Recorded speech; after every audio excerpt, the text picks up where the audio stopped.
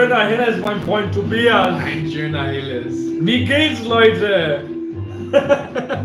Sehr schön. Sehr schön. And that's approximately where my German phrases stop. I could do a little bit of German speaking, but we're not going to do it. The music will be done in about 2 minutes. No, 1 minute and 30 seconds. But welcome to the Master of Hobbits Oktoberfest themed live stream with Jägerschnitzel. Ja, sehr schön. Und Stein. Und ein Maß. Maß. Maß is when it's a liter. Okay. So a Maß of Helles Lagerbier from Frau Grober. And that looks absolutely crazy because it's just a drop in the bottom. Looks like I'm not drinking anything because we have a lot of beer to share today, guys. A lot of bucks, double bucks, all kinds of things. We only got a couple of people here so far, but thanks for tuning in. Jay Money says, hey. Christopher Engstrom says, Friday, cheers. Yes, Friday and fest beer. And this is actually thank you, that was great. This is an official Oktoberfest glass too. Oh, it continues. Just on repeat, I think. Okay, there we go. Now we can talk. So, yes, David is here. David, cheers. David actually provided some of the fest beers for this special.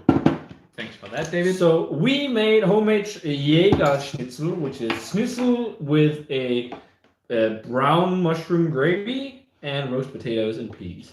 And I'm hungry. Yeah, and these are massive schnitzels. So let's have a piece here. Cheers!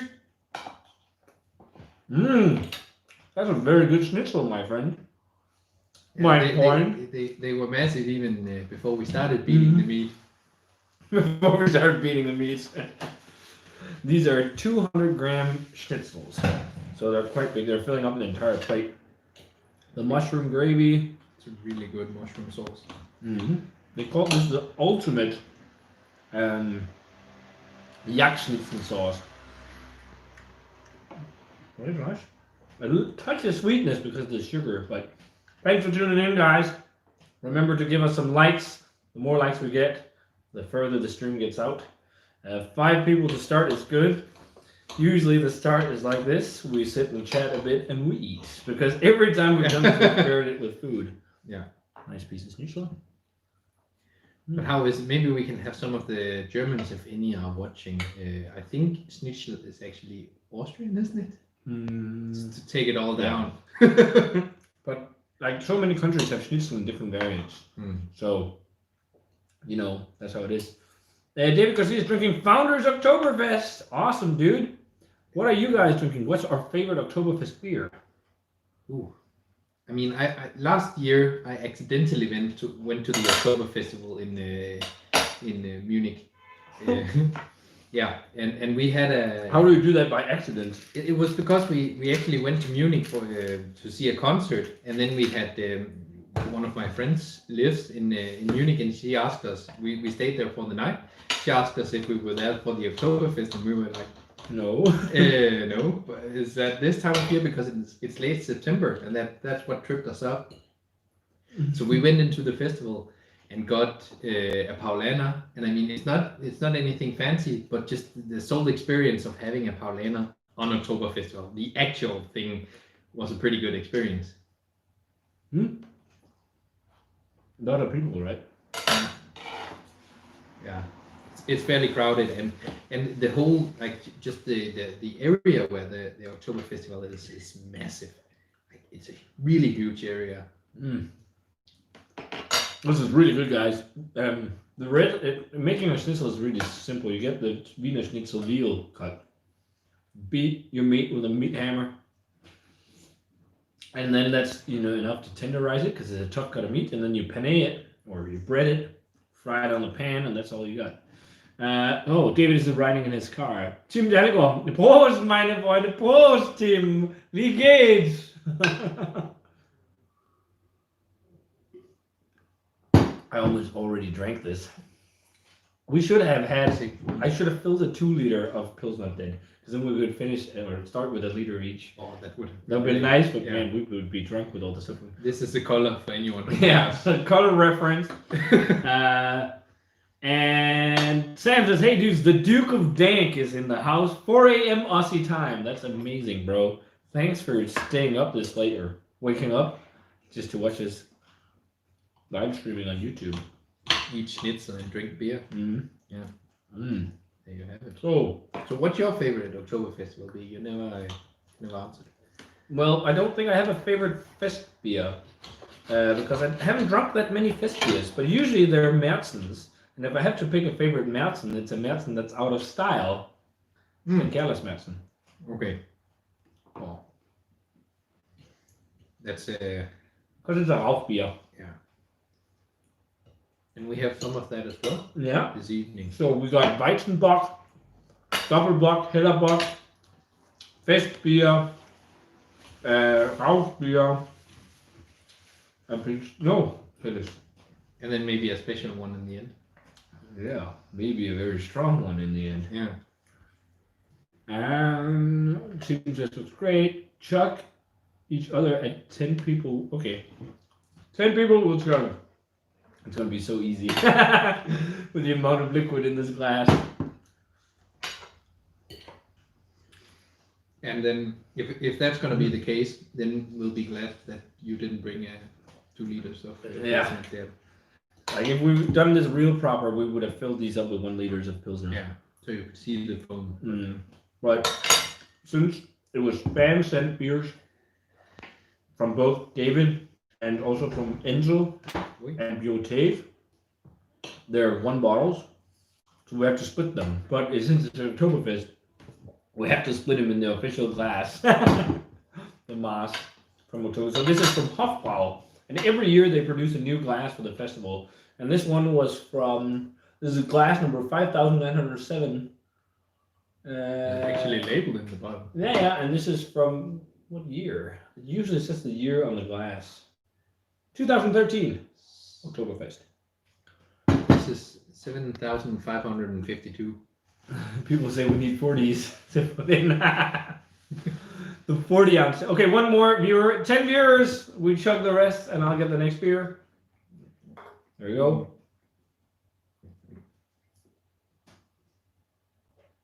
That was all. I drank it a bit quicker. So, and the next one's going to take even less space.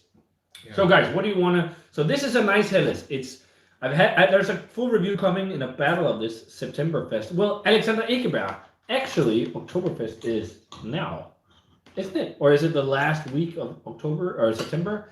It's a long period of time, and actually ends in the first weekend or something like that of October. But around the world, people do it in October, but it's actually held in September. But it's called Oktoberfest. And around Germany, they have many different variants of it, like Bergkirchweih and different fests where it's the same deal, but they just don't call it Oktoberfest. Oktoberfest is just the famous one. Like in Stuttgart, it's called Volkfest. I went to that last year during Swansea Day, which was that's this weekend, and it was last weekend too. So, which is also when the Oktoberfest I think starts. So, would be fun 1 year to go. Oh, we got a tip. What the hell? Jay Money says gave us a tip to chug. Well read it, but we're gonna get another one. So thanks, bro. But what do you want to see first? Do you want to see the Bell's Oktoberfest, or do you want to see the Sierra Nevada Oktoberfest? So both are fest beers. So this was a Helles. It was 4.8%, but a very good Helles, I might add. I think this is actually a very nice Helles. Mm-hmm. It's got a lot of crisp, sweet malt and a slight kind of floral hopping, but it's not crazy hopping since it's a Helles. But I think it's very good. But they are also from the Bavaria area. Yeah, so, I mean, they're famous. Frau Gruber is known for making hazies. So, but it's nice to see them produce a good Helles too.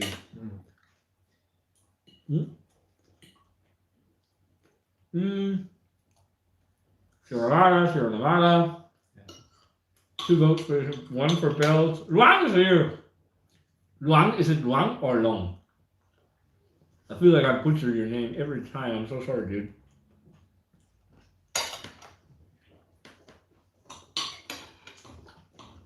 I think our live streams are the most charming in the beginning, where where talking we're with eating food in my mouth. We need to talk into live stream. Yeah, we must keep it going. I think I need some more mushroom gravy. And once I Same get for that, me. I might get the beer. Mhm. Do you also have the original Oktoberfest beers? No, because they're so like we never see them in Denmark. For some They reason, are actually quite hard to come by. one. Okay, one. But it's so rare, and often we don't see them until like the Oktoberfest is almost over. So, but Hakkabishoa, no, the only one I've seen in Denmark has been Spaten and Paulana. Yeah. But they haven't been available this year. So, but we got a great classic, which is not a fest beer to try. We haven't tried in years. Aventinos. Yeah. By Schneider. I'm looking forward to that beer. It used to be one of my favorite beers back in the day. So I'm gonna stock up on some gravy. Yeah.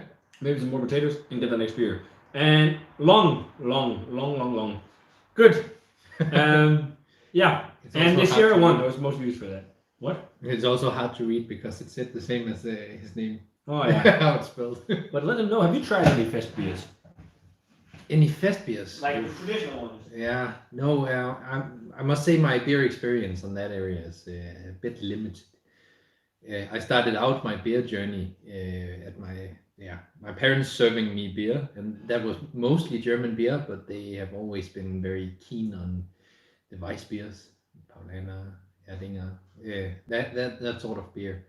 So I upgraded, if you can say it like that, because they are still mass produced, from Carlsberg to Erdinger, and then that kind of spiked my interest in to see how much different beer can you get. So fest beer is not, but a lot of different German beer styles, and I think still, What these? and especially now where few breweries are doing lager beer, so it's starting to get a thing. But I think one of my favorite styles of beer is the North German Pilsner. Yeah, I think it's hard to miss that one. It's just a great beer. And before coming here, I cheated a bit also and had that was a Czech lager, so you can't call that. We actually don't have a Weizen, only a Weizen Doppelbock. Yeah. We should have brought a Weizen. Yeah, we should. We're gonna have an even stronger version then. So, but yeah, so that was, you're not too well versed, I could hear, in the fest beers. They're very popular in the States, I feel like. Aren't they, guys? Any of you guys from the States? A lot of people talk about fest beer. We're at 16 viewers. Awesome. Thanks for tuning in, everyone. I feel like it's more popular in the States. I mean, also so many breweries making fest beer. Martin is there. Hey, Martin. And Cody says, what's your favorite triple? I think it would be Westman's triple, but a very amazing triple from Canada is La Fin du Monde by Unibrew. I haven't had it in years, but I remember it being amazing. Oh, and also a quite different one from Anchorage. It's high at its takers. It's got Brettanomyces and its wine barrel aged and stuff. But what about you? Do you have a favorite triple? Not really, to be honest. Again, I'm not so well versed in those styles of beer. It's for me, it's mostly been India Pale Ales and that sort of thing. It's been stout, it's been porters, it's been Belgian sours, American sours. Yeah, so the whole non-sour scene from the Belgian market has kind of missed me a little bit. Yeah, I think the only one I've had which is not in that one of the bigger ones I had that is not in that category is Pennepot, Pennepot, or whatever how it's spelled. How's it?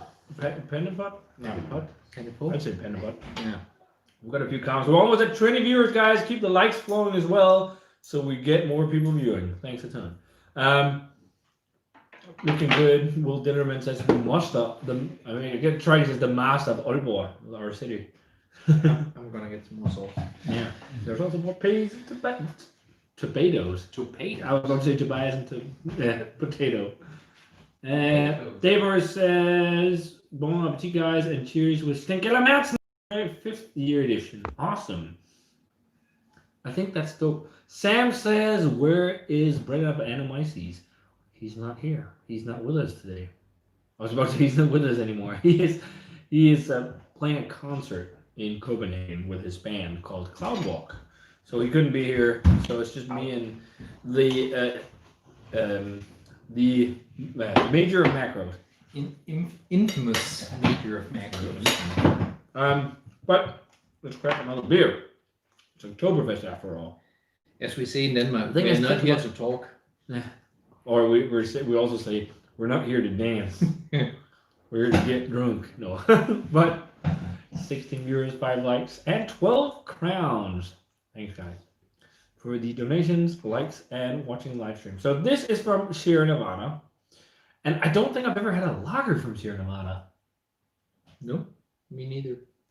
Well, this is their Oktoberfest, and this was kindly sent all the way from the United States from David Garcia, who's watching. I'm not sure if he's still watching, but David, thanks so much for sending this along. He sent this and the bells when we were trying, and then actually a pumpkin ale, which we're not trying today. That's going to be a review. We haven't had it.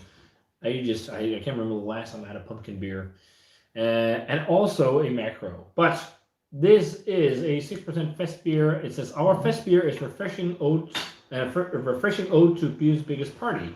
Toasty malts and German hops yield notes of fresh bread and full fruity character for a balanced, crisp lager that makes any moment festive. So I'm taking this, and he's still here. You're welcome, he says. Awesome. Sam said, good to hear he's back doing gigs. Yeah, that's good. I think he's happy to do that. Yeah, So he's missed that. So this, I guess it's a Märzen, because most fest beer are Märzen, which is like the lager beers that are brewed in May, and then they're lagered for Oktoberfest often. But a lot of them are also, that's what you call it. I guess a Märzen is then maybe a fresh Märzen, but fest beer is a Märzen aged lager longer. Okay. I'm not entirely sure, but the distinguished, like, then you drink fest beer, and then there's light fest beer, there's golden fest beer, and all this. But basically, this overall style that it is like the Märzen style. So this will be a probably slightly darker golden colored Märzen. No, just lightly. It's golden yellow. Maybe they say toasty, so I think they put in some Munich malts. But look at this. We're sharing a 12-ounce bottle in a 1-liter vase. Let's see, let's just sweep more. Boop.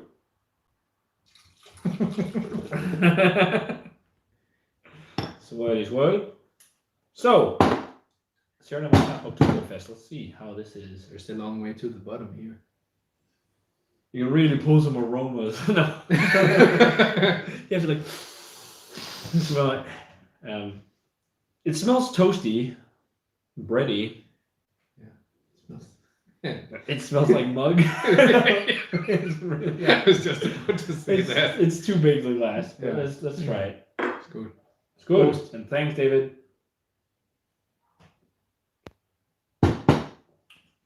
Oh, that's quite nice. Very hoppy. Yeah, it's quite hoppy. And very toasty bready. But it's also super fresh. Like, the cool thing with, this is something that's cool, I think very easily available in the States, but we never get these kind of seasonals from Sierra Nevada. And this was tapped in July. So it's fairly fresh. I mean, if we got it over here, it'd be probably more than 6 months old. And that's probably also why they don't ship it over here. Yeah. Because of distribution. But it's like very toasty, grassy, citric. It's like a hop spread on toasted bread. Yeah. That's a good way of putting it. Whatever hop spread is. Want some of that hop spread. But it's very nice. It's like grassy and it's peppery, slightly floral. I actually didn't expect to like it this much, but I think it's actually a very well done Märzen. Absolutely. It's definitely better than Paulaner's, but Paulaner's is also I've had it in very mass produced. Yeah. It's one of the biggest breweries in Germany. So, and I saw a lot of people lately have been reviewing from the UK Oettinger Pilsner. And Oettinger is the number one or second biggest brewery in Germany. And people think it's really good and so authentic, and I know how they produce it because Tom, my old brewmaster, worked for them. And they speed ferment lagers as hot as they can without producing off flavors. And they lager for a week or something like that. It's just it's bull crap. But people were praising it because they're probably used to Miller or they're used to what is in the UK, not Miller, Carling, Yeah. Heineken, Carlsberg. So, But that's also one of the things that can keep tripping me up when you go to a restaurant or when you go to a bar or something in Denmark, or like one of the dive bars. That Heineken is treated as a craft beer, a specialty beer, and and it's absolute water here. Yeah, I mean, Heineken is also brewed in Denmark now. Yeah. They spent so much time at Royal Unibrew dialing in the recipe so that they could brew it on contract in Denmark. So, kind of silly. So yeah, not May, March. So Montes de Martin was brewed in March. März is the German word for March. That's right. I just mixed it up with May. Cody says post, Cody. David Garcia, I subscribe to Hopskull Beer Guide on Instagram. They followed me first, so I followed them. Good stuff. Yeah, I think it's because maybe I mentioned you. I know. What's his name? Hopskull. I know his name. I forgot it. It's a shame. Fellow Danish guy and a beer blogger. He's been following me for a long time, so he often also shares my content and stuff, which is great. He has also started a thing on YouTube where he shares on his page other people's content that he thinks people should watch, like watch lists. He's not doing content himself. Is it Pau? His name is. I think that's his name. But he's a fellow Danish beer blogger. So cheers to Hopskull Beer Guide. If you guys don't know him already, check him out on Instagram. That's his main place of operations. You don't know him, do you? I'm not on Instagram. Ah, yeah. A lot of beer stuff on Instagram. And I only tolerate Facebook, so... And Will Dillman says, I subscribe to Torben Mikkeler's Beer Club. Nice. Sometimes you really get some gold in Mikkeler's, I've heard. Have you been subscribed? Me? Mm-hmm. No, never. Mm-hmm. I have considered it though, but I think it's great for if you have a group of people, especially, and you have like a small beer club, and then you get that box once a month, and you have an occasion to see each other. Mm-hmm. I think that's what it does really great. But I think a lot of people drink it on their own. Do you think? Yeah. Yeah. I personally like to pick my beers. Same myself. Here. Yeah. I think it's good for people who are into things but not like maybe crazy hyped over it, like we can be with beer sometimes. We want to nitpick with everything. But for me, I do the same thing with coffee. I have a coffee subscription. I love great coffee, but I'm not as into it as beer. I just love drinking a nice cup of coffee. Like some people just like drinking a nice glass of beer. And I think that's where these subscription services really work well. So I'm subscribed to a coffee company called Bean Bros that actually said I should check out. And I have their guest roaster box where every month I get a box of 2 different bags of roast coffee from around Europe, freshly roasted. And it's really good because I'm not like hunting coffee the same way I'm hunting beer. I think that's enough. You can only hunt one thing. Mm-hmm. Yeah. Well, I think a lot of people hunt other things too. like people who trade a lot, just like whiskey and things like that too. It's a very good schnitzel, actually. It is. It's very, very good. And David said this was light in color, and that's true. But they say themselves it's toasty. And it is slightly toasty, so I think they put in just a touch of Munich malt without it actually disrupting the color too much. And usually if you just use Pilsner malt, it will be a little bit lighter in color, more like the Helles. People walking by partying. And so I think they get that golden color from a little bit of Munich malt. That's my guess. But yeah. That was the last bite of schnitzel. Yeah. Where do you buy the best traditional German beer online? In Europe? That's hard. It's really hard. Mm-hmm. Mikkeler did a small thing of importing some European or some German beer. But if you're centered in Europe and you don't mind getting cases of the stuff because it's really cheap in Germany, their direct websites often have web shops that are quite cheap. Like if you want to get fresh Schlenkerla, the Rauchbier, you can buy it for like a little more than €1.50 on their web shop if you buy it in a case. per bottle. It's cheaper than going, and then shipping is at like 18 euros. So it's cheaper to actually buy Schlenkerla and have it shipped straight from the brewery than to buy it in the supermarket. If you know. I've done that on a few occasions where I got like you can get 10 bottle cases, and they can take them together for shipping in one go. Yeah. So I've done that before and got like a case of 10 Urbock and a case of 10 Eiche. Because you can get, we could actually throw one of those in because I have some of that in this one. Maybe, we'll see. But yeah, they're released, like Urbock is released in a few, is it like November or October?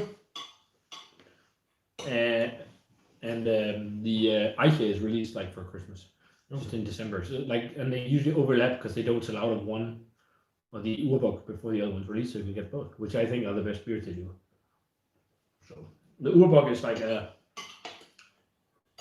dark bock, but smoked, and it's the most heavy smoked of all their beers. And the Eiche is smoked over oak instead of beech tree. So it has a different smoke character, and it's a double bock. Ooh. So it's the strongest in ABV. I think I'm gonna close the window now. Yeah, it's getting a bit chilly. Or do you want to do that? I can do that. And Long asked for a throwback on this my triple. Sure, dude. If you guys have any requests for Throwback Thursday videos, just let us know. And I have some already, but we'll put them on the list. I also have a request for doing the Rochefort beers, which are fabulous Belgian beers. But it's really fun to revisit these beers. Like, I love doing the throwback videos. They're really fun. Okay, I'm getting full now. You got Sam just told people on Simon's live stream to come check you dudes out for a while. Awesome! I give a thumbs up. Thanks, Sam. If you don't know Simon, you probably do, but Simon has Real Ale Craft Beer. His live streams are crazy popular. His channel's really been growing exponentially over the last few years. Also, when he started introducing more like fast food reviews and stuff like this, which I don't want to do because I rarely eat fast food. I prefer cooking myself. Yeah, and he does that, and he does like the live streams that's come, like the Stone Crow Pub, which has become really popular. So, any of you come from the Stone Crow, thanks for tuning in. This is the Master of Hobbits Oktoberfest themed live stream. And I think I'm done eating for now. I just want to get the last pieces of mushroom gravy because it's the best. I made one last potato. And then I think I should quit eating because otherwise I'm not going to have room for beer. Yeah. I think I'm also. So that was a really good gravy. That tasted absolutely amazing. I love mushroom gravy. Fantastic. More important though, beer. Be there shortly. What? I'll be there shortly. Nah, no rush. So yeah, 20 views. Hello, people. Blue Banana 5000. That's an amazing channel. Which beer would you recommend someone who wants to get into darker beers? It depends on what you've had already, I think. But I think a good transition would actually be like German dark beers, like a Schwarzbier, because it tastes like like a more dark lager beer, or maybe some darker Dunkelbock, maybe not Doppelbock, but Dunkelbock, or just Dunkellager, Munich Dunkellager, or black IPA. If they like IPA already. Yeah. But yeah, I think those are good ways to start. Maybe even a brown ale, because if you want to get into darker beers, I think jumping into an imperial stout can be a bit full on. But once in a while, you also see some 6% stouts out there. That can maybe also be a good transitioning beer to get to know the style and kind of dial in on what it has to offer. Yeah, totally agree. So, a few recommendations there. Will says, I can really recommend Coffee Collective monthly subscription. Yeah, I think Coffee Collective makes some fantastic coffee. But the reason why I liked the one I talked about earlier was because you get different coffee from around the world. But Coffee Collective is great if you like that That's coffee. from Copenhagen. Yeah. Wolfman Comero, hello from Italy. Hello, Italy. Hope you're doing well. Happy Oktoberfest. Clock. We need the next beer already. Favorite Oktoberfest game? They have games at Oktoberfest? I thought you just sat down and drank beers. Well, there are a lot of booths where you can do different stuff, and there is actually also it's called like Ferris wheels and all sorts of roller coaster rides that you can take. Okay. In the Oktober Festival Plaza. I thought it was just sitting in a tent drinking. There are tents Massive. for that can host some 20,000 people or so. Yeah. We need to make a trip down there one time. It'd Yeah. be really fun. I'd love to try it. Yeah. Whenever this. When all of this blows over. Yeah. Indian food. David said that Indian food is great too. That's true. Simon, an Indian themed live stream. We would only be drinking Kingfisher and Cobra because that's all we can get. Yeah. But we could cook some dope food. Yeah. I love Indian food. Simon is nice and all, but this is the real shit. Nice, well. Oktoberfest is a party. Yeah, I know. So I guess you do party games, but I still just don't know any party games from Oktoberfest. In Denmark, you don't really do many party games. Partying is mostly like sitting and getting drunk and smashing talking beers. and just listening to music. Yeah. If you go to an actual party, though, there might be some kind of like putting the tail on the donkey or maybe beer pong, but that's in recent years because of Merck.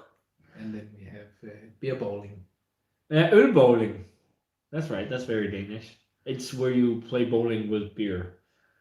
Or you don't bowl, do you? No, you have two people sitting You on have a to chair run in around each end, and then have a ball between them.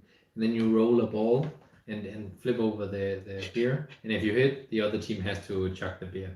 It's very simple. And then there is a judge who is basically the god of the game, who decides everything. So you have to ask permission to the judge every time you want to do something. And that is both if you want to bowl, if you want to get the ball because it's fallen outside of the play area.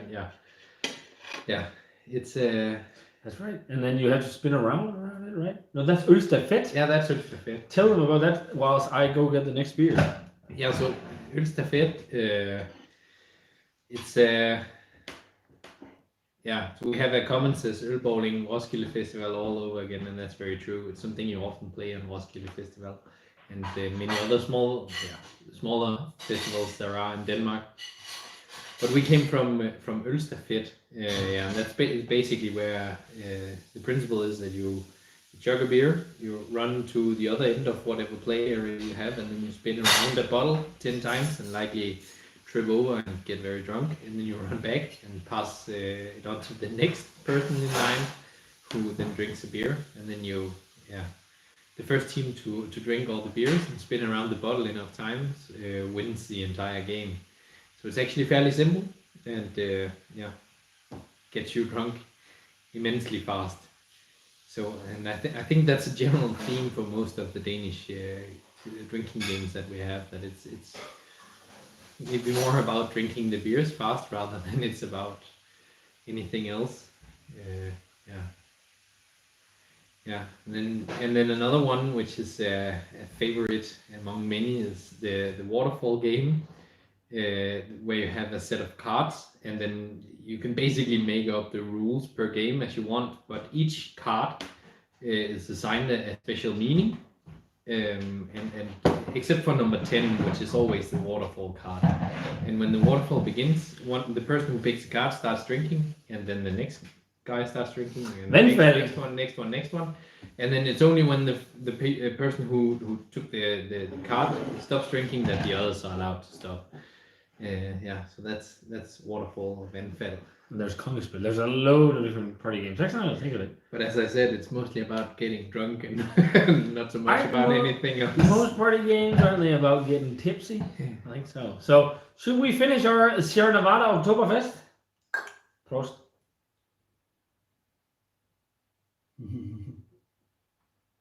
I like how Paolo is saying, "I'm so jealous I can't share the schnitzel with you." That's how it is. If we could feed it through the camera, that would be the way to do it. Yeah. Or 3D print this Nist. If you could 3D print food, Yeah. like real food you could eat, that would be amazing. So we're gonna go to Michigan right now and drink some Bell's Oktoberfest. When was the last time you had a Bell's beer? I can't even remember almost. They have the Expedition Stout. I think is that not Bell's? David's the second beer guy. Stop me before I get drunk going home. So I'll need to sign off. No worries, David. But David sent this one too. So which is awesome. Thanks, David. Thanks, David. This is a Märzen, as it says on the bottle. And yeah, this is the first beer I had from these guys in a long time. Did you have like Expedition Stout or Hop Slam or Expedition Stout? I think that's the only one I have. They're probably barrel aged because they brought that to NBCC. We got 24 viewers. Hey, 24 people. That's awesome. 25. Give us a like so we can get this going. Yo, Freunde, wie geht's? Mickey in the house. Hello, mein Schatz. No, Schatz? That's I shouldn't call you my darling. Mein Schatz. That sounds terrible. But hello, I hope you're doing great. Mulligan says post. Paul says yeah. But David said this, and this again is from Bell's. Yeah, we can't remember when we last had a Bell's beer. This Märzen says that it says on the back here, which I guess is from the brewmaster. It's something Bell. Fall is my favorite time to drink beer. The weather turns cooler. There's a bounty of foods, and beer just seems to taste better. I hope you enjoy this traditional beer as much as I do. Post 5.5% Oktoberfest beer. So, they even have an awesome maple kind of leaf on there, on the top, tip of the top. Are we making it fly? That was terrible. That was absolutely horrible. That was better. I broke the bottle. Can we snake bite the bottle? Snake bite the bottle. Snake bite bottle openers. Hashtag not sponsored. And you want yours poured like before?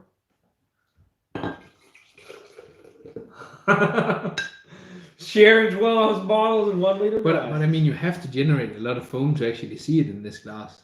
Oh shit! We forgot something. What did we forget? The sample, so they can see the actual color of the beer. Oh no, I've put this way all the other time, so now I'm gonna try to put this. So way. they can see it on the camera. Get it up. Can you get it up? I could. That actually looks nice. Look at that. It doesn't want to focus. It has to be like here. There we go. Look at that. It looks like a Märzen. It's actually the same color as the Sierra Nevada. Maybe a touch more golden in color, isn't it? Looks nice. Okay, there we go. I wanted you to lick it off so I didn't drip. No, that's not Corona compliant. Oh yeah, but you were the only one doing it, and we're actually sitting very far apart. Oh yeah, I've taken all the. You have taken all the color samples until now. So yeah, let's check it out. Cheers. Oh yeah. More bready, I feel like. Yeah. But very similar. Very bready. Maybe and not as hoppy. It seems more malt centric. 26. Doubt we're so close to 30 viewers. Sounds very good. This smells more like a Helles to me. I think it's too malty for a Helles. I think it's got like loads of bready, slightly toasty as well, but let's find out how it tastes. One more like and then we're at 10 like. Let's go, guys.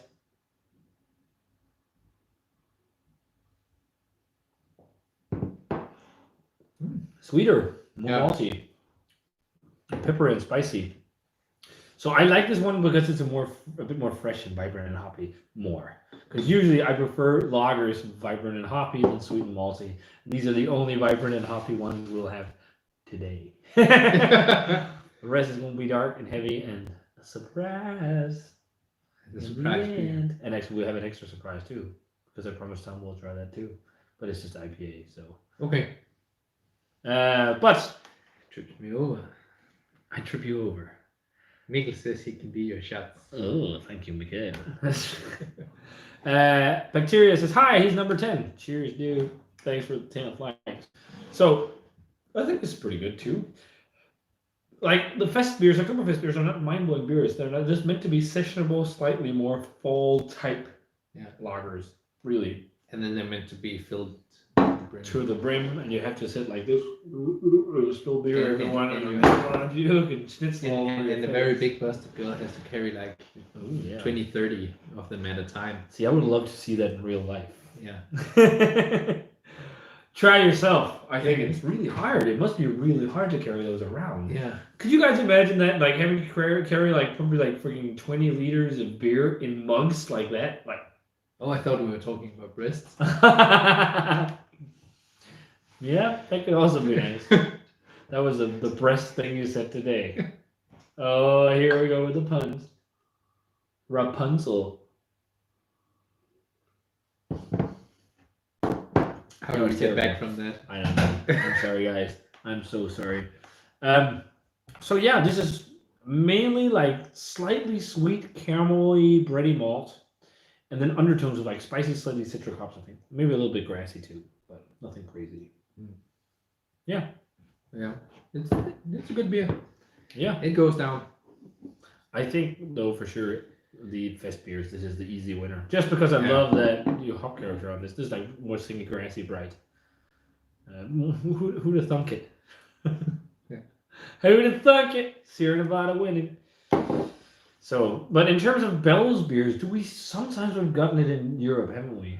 I think we've had a couple of We have. releases of the regular But- expedition stout. and Yeah. maybe the milk stout. Primarily the expedition stuff, but they are fairly rare. Yeah.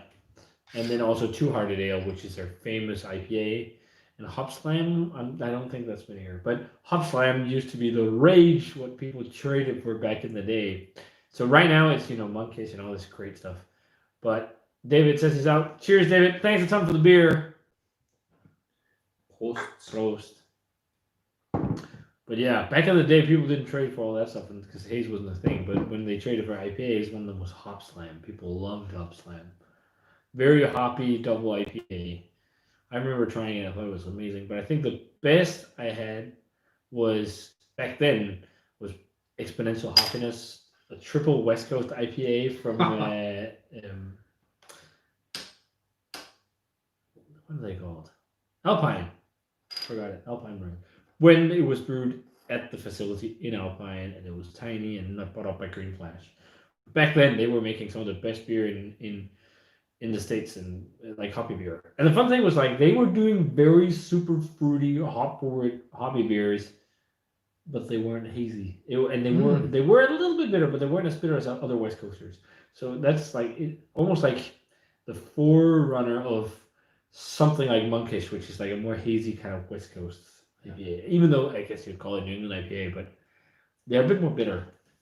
But you've been to Monkish. Yeah. And it's basically just that I'm a warehouse in the middle of Torrance, LA.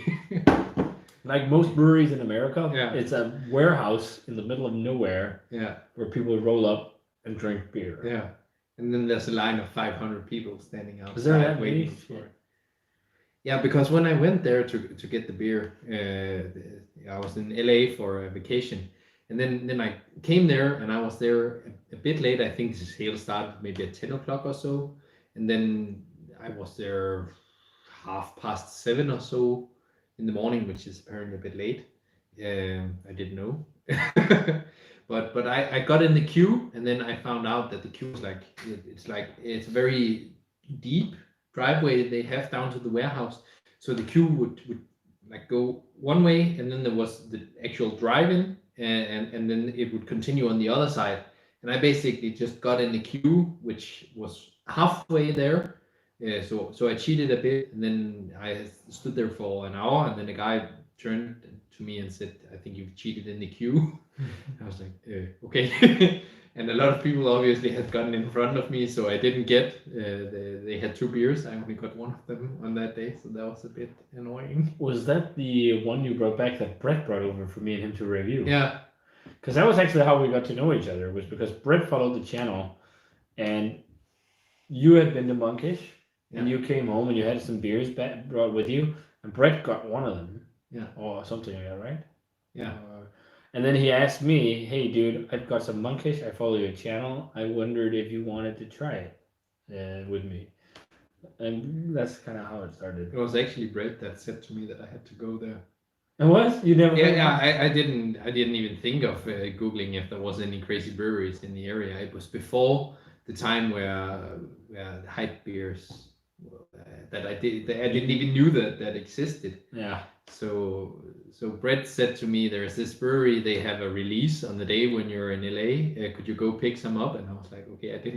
I really went in there blind. I didn't know what I was what I was expecting. I just had the address. And Showed up. Yeah, and then stood in a line for 3 hours to get 4 cans of beer. That's how it is, though. Yeah, but it's I mean the American Q culture. Yeah, for beer is that. nuts. But Yeah, it's I think it's a great experience. I mean, people are very friendly, talkative, and it's a good experience standing in a line. It's very vastly different from what you see when you're standing in a line here in Denmark, because people usually hate it and are mad when they stand in a line. yeah, it'll be interesting next week when I'm going to Blubber Day. Yeah. So, Antoine's a day.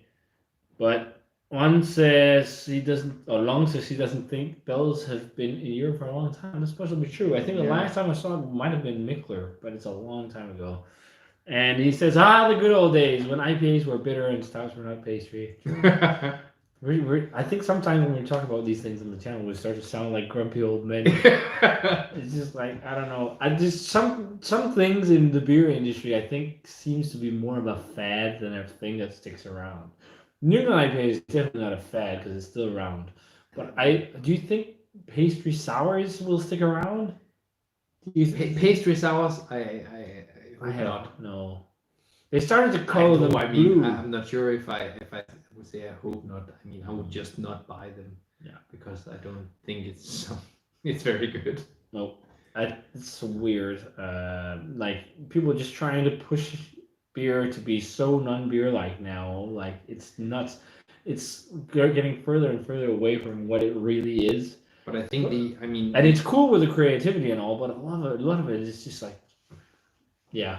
But the New England IPA is definitely there to stay. 100%. But I think what we have may have encountered is that there are so many doing New England IPAs, and it's like a very easy way to get into the market.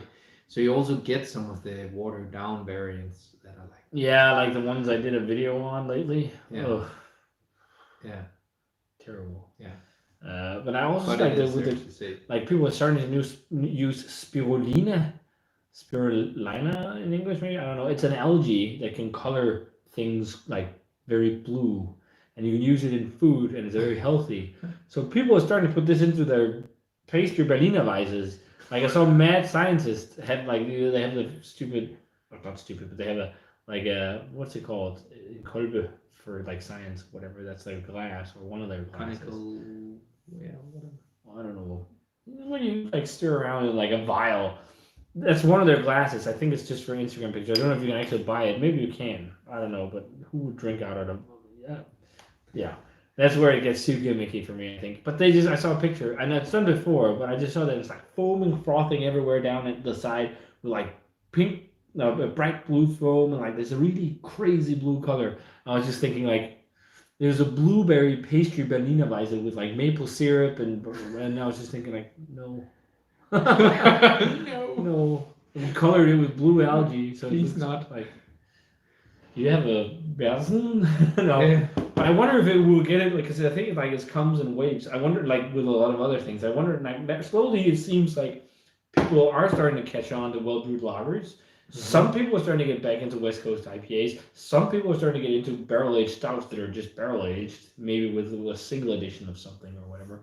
So I wonder if it's going to go like that, and then the pastry stuff gets back, and like crazy whatever pastry sours, and then these things get interesting again, and then people get fed up with that because that's on the market for a long time, and then that goes to the back, and then pastry stuff comes back up, like an endless. Mm-hmm. It seems like that a bit sometimes, the market, I think. Yeah. And you can see it Spiral around. spiraling. Okay, you get to answer this question while I go to the toilet. The I best also need craft. to go after you. Okay, the best craft beer bar in Copenhagen or favorite. Go. And I don't think I have to think that long about it because my favorite one is definitely Fermentoren. If you're not familiar with the bar, it's just beside the meatpacking district. I think it's Dry and Bitter maybe that has it, along with another brewery. I'm not really sure, but the thing is, it's down in like a basement, and then all the furniture they have is worn out, like old, really. The mood down there is just very cozy, and I don't give a fuck. Like It's just Søren, actually. It's not Dry and Bitter related. okay, It's Søren and Jay, and I think there's a third person. okay, Jay So- is involved in Dry and Bitter too. okay.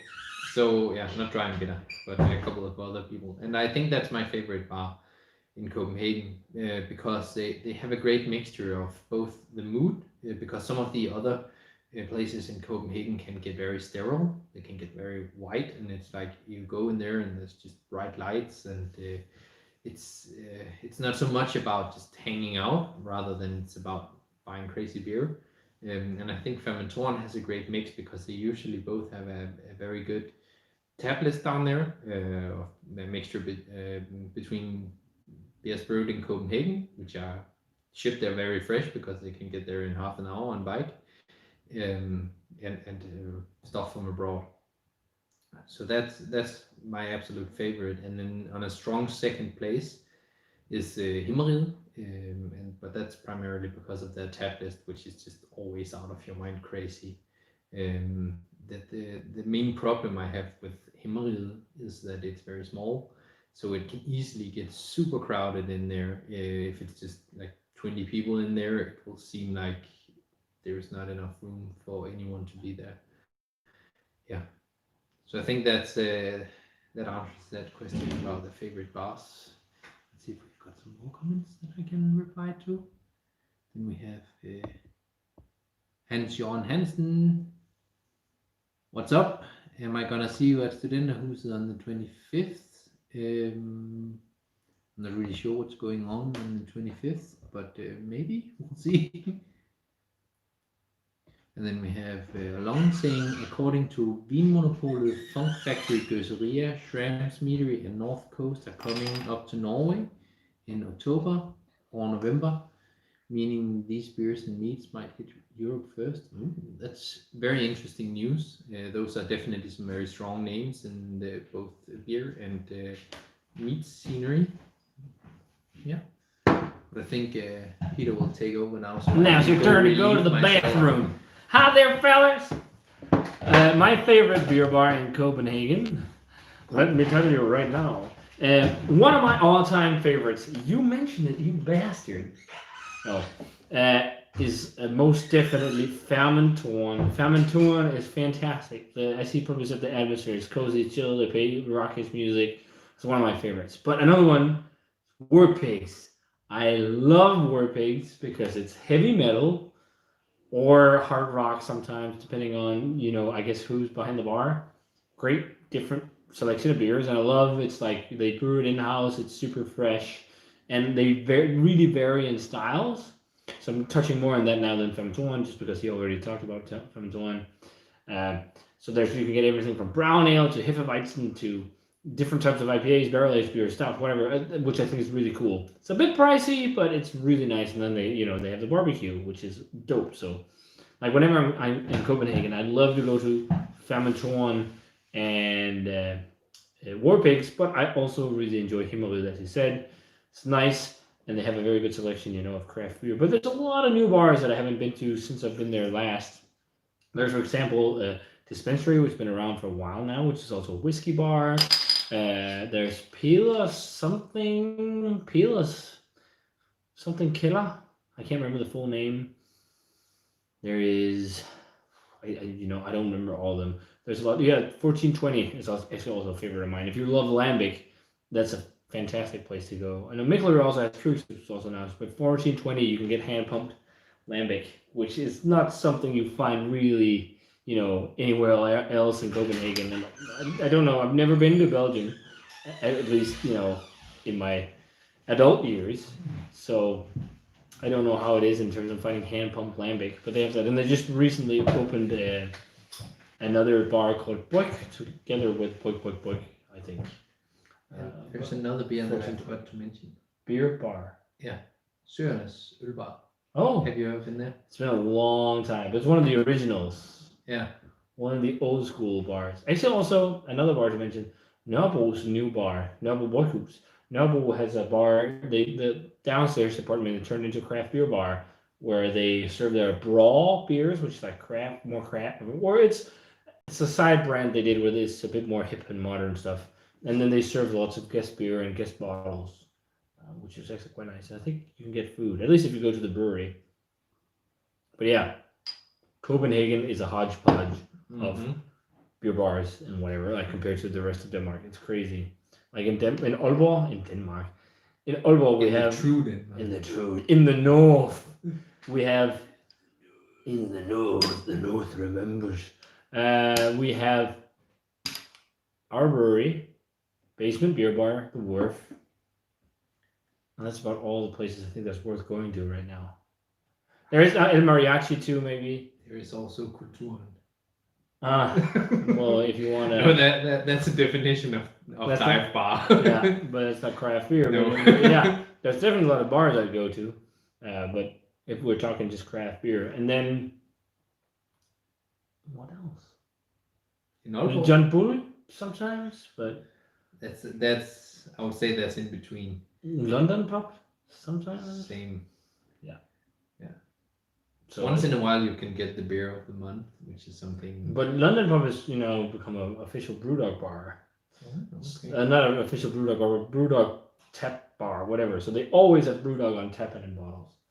I don't know if that's appealing to a lot of people, but they do. So. Yeah. I'm done here.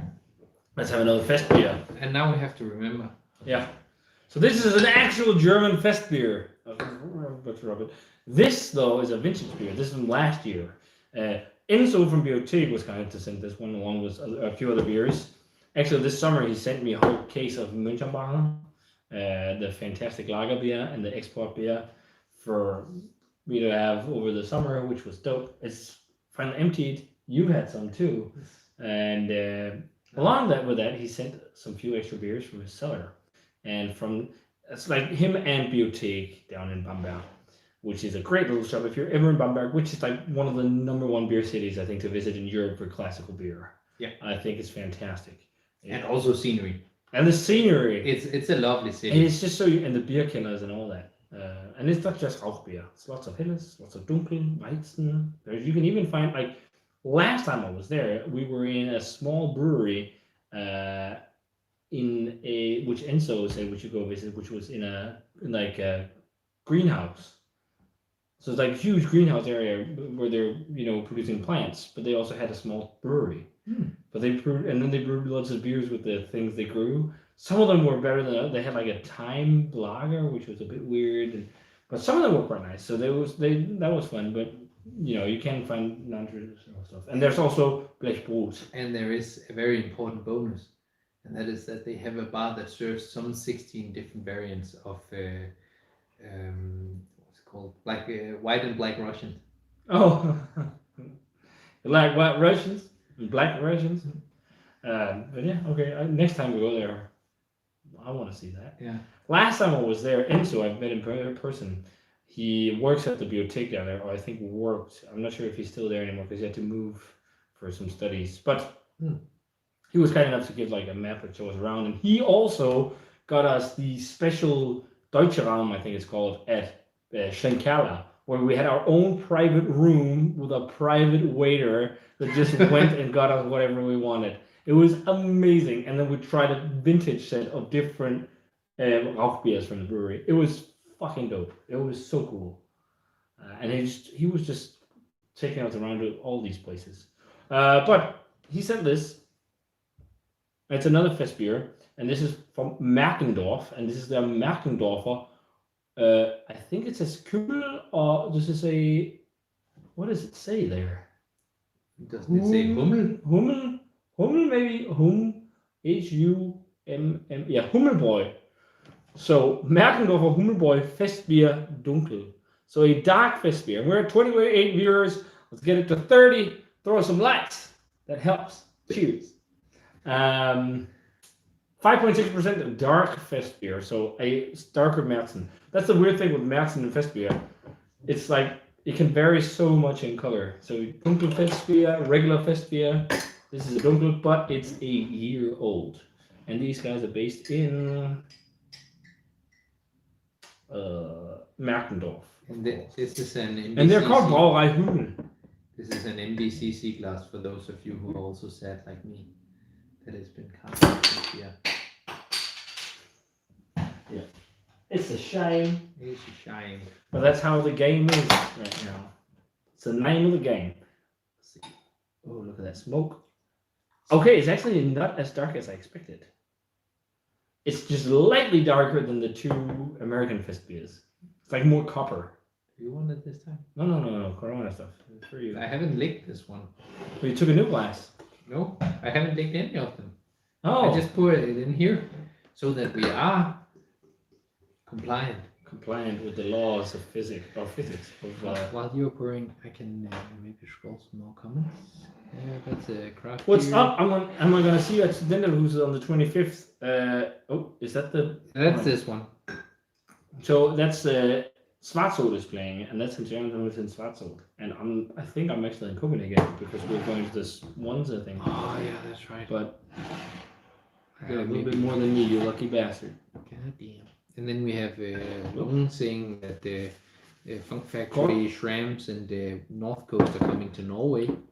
Nice. Yeah, Meaning these beers and meats might hit Europe first. Yeah. And- So Yeah, or maybe they already crossing are here. I think they are because both Funk Factory and Shrams are on Beer Dome right now. So I think because Beer Dome is the primary or the importer of Shrams, so I think they sell it maybe to Vinmonopolet. Some of it. Okay. And then You used to rate page stars very high just 1 year ago. Yeah, and I still higher than Lambic. Yes, Andreas Svensson. And it's maybe not so much pastry stouts as pastry sours mostly. And I will still rate a pastry stout really high if it's not fake and shitty artificial. I am so done with pastry stouts that fatigue your palate. If you want to see it, check our blind review, mystery blind beer review, where I just had enough. Like it was just so palate fatiguing. I think because in the beginning I thought it was fun, it was fresh, it was new, and then the snowball kept rolling, and people just went nuts and more extract. And then so many pastry stouts. Also, it's the same with New England IPA. I've also been sick of New England IPA. I still rate it highly when I try great examples, but I only want to try great examples. But I try, you try so much of it, and so many people are doing it. You have to. There's so many subpar examples, and it's the same with pastry. And then just pastry is slowly just morphed into becoming just brew some kind of stout, and you're knocking a shit ton of whatever hazelnut extract, and then it just tastes like that. And like the base beer just falls apart. You have the beer in the glass for half an hour, and all your palate is fucked. You can't taste anything else, and that's one of the reasons why I started disclaiming. But yeah, maybe a year ago that's probably true, but you change over time. That's how it is. Maybe a year and a half. I don't know. And I'll still rave about a good pastry stout, and I've done on the channel in recent times. We've reviewed some pastry stouts that have been really good. That's because they've nailed, for me, for a pastry stout to be really good, you have to have that super thick mouthfeel. The flavors of the adjuncts and everything, really, they need to be there, but they don't need to be this crazy, sickly sweet, artificial, palate fatiguing flavor. Because these extracts you put in are palate fatiguing in the long run. And that's just what I've come to think in recent times. It's just my palate changing, and I think that's natural for most people. Yeah. So I just got sick of it, and I didn't used to hate it at all. And I hate pastries. Things salsa. Yeah, I think it was fun when I had my first from Omnipollo, and I really liked it. But yeah, but I think I'll always rate a stout, very good early stout. Or even like a parallel stout that is pastry eggs, but really, really good, higher than Lambic because I like stout more than Lambic. But I'm starting to really get into more kind of like saisons and Lambic stuff. And Davo says, yeah, is it 10 years of your channel? Yeah, it is 10 years. 10 years of Master of Hobbits, that's correct. And it's nuts. And then we have Mikkel saying, living where beer is just beer. Having the same picture stuff, it's an absolute treat. And I understand. Before we dive into the other comments, let's just cheers in this, by the way. But we're always behind. Yeah, that's how it is.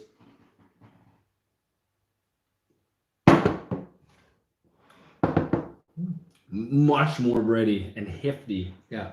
It's also sweeter. It's almost a bit like Vidal. Yeah, that's true. That Like is true. caramelly sweet bready. Slightly wort-like, actually. Yeah. Like sweet wort. Yeah, that's true. A bit like Now sweet I'm wort. a home brewer, so I know how it tastes. Unfermented beer tastes. And this is somewhat there. And it has some of it, but not completely. Yeah, no. Very malty. But it is bread. very sweet. Yeah. 5.6%. Hmm. But it's also dry, so I think it's Yeah. going to be finished at like 3 Play-Doh or something like that. I won't be able to see. I don't remember the other gravity scale, but yeah.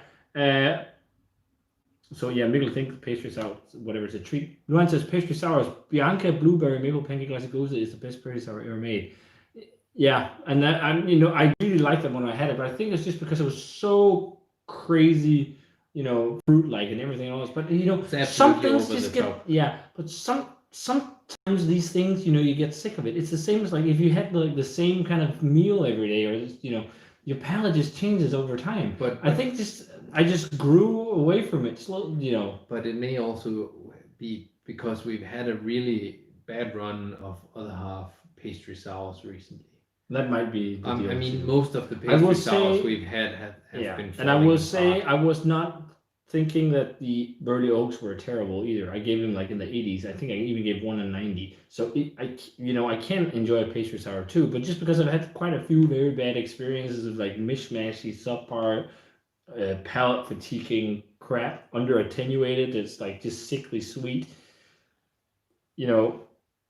beer or pastry sour, it just put me off getting it. Mm-hmm. So, but yeah. Can't wait for pastry lager. And I think Evil Twin already did a pastry lager. Deborah says, I remember correctly, Brewski did a double IPA with spirulina. And of course they did. Coloring it blue.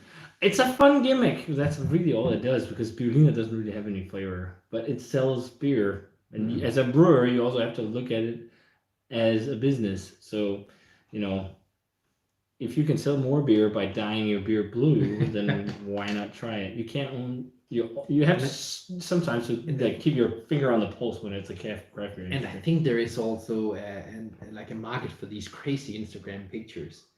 Yeah, that's also so you take a beer, a picture of a beer which is in this lab vial and smoke all around, and you stand in a lab group behind it, and it's blue. And I think it's good marketing. It's really good marketing. The same with if you take Omnipro have done a couple of times where you take a picture of a beer and there's a donut on top and frosting and all kinds of stuff which is absolutely not related to beer, but I think it sells, and I think a lot of people will upvote it and share it, and then there's a market for it.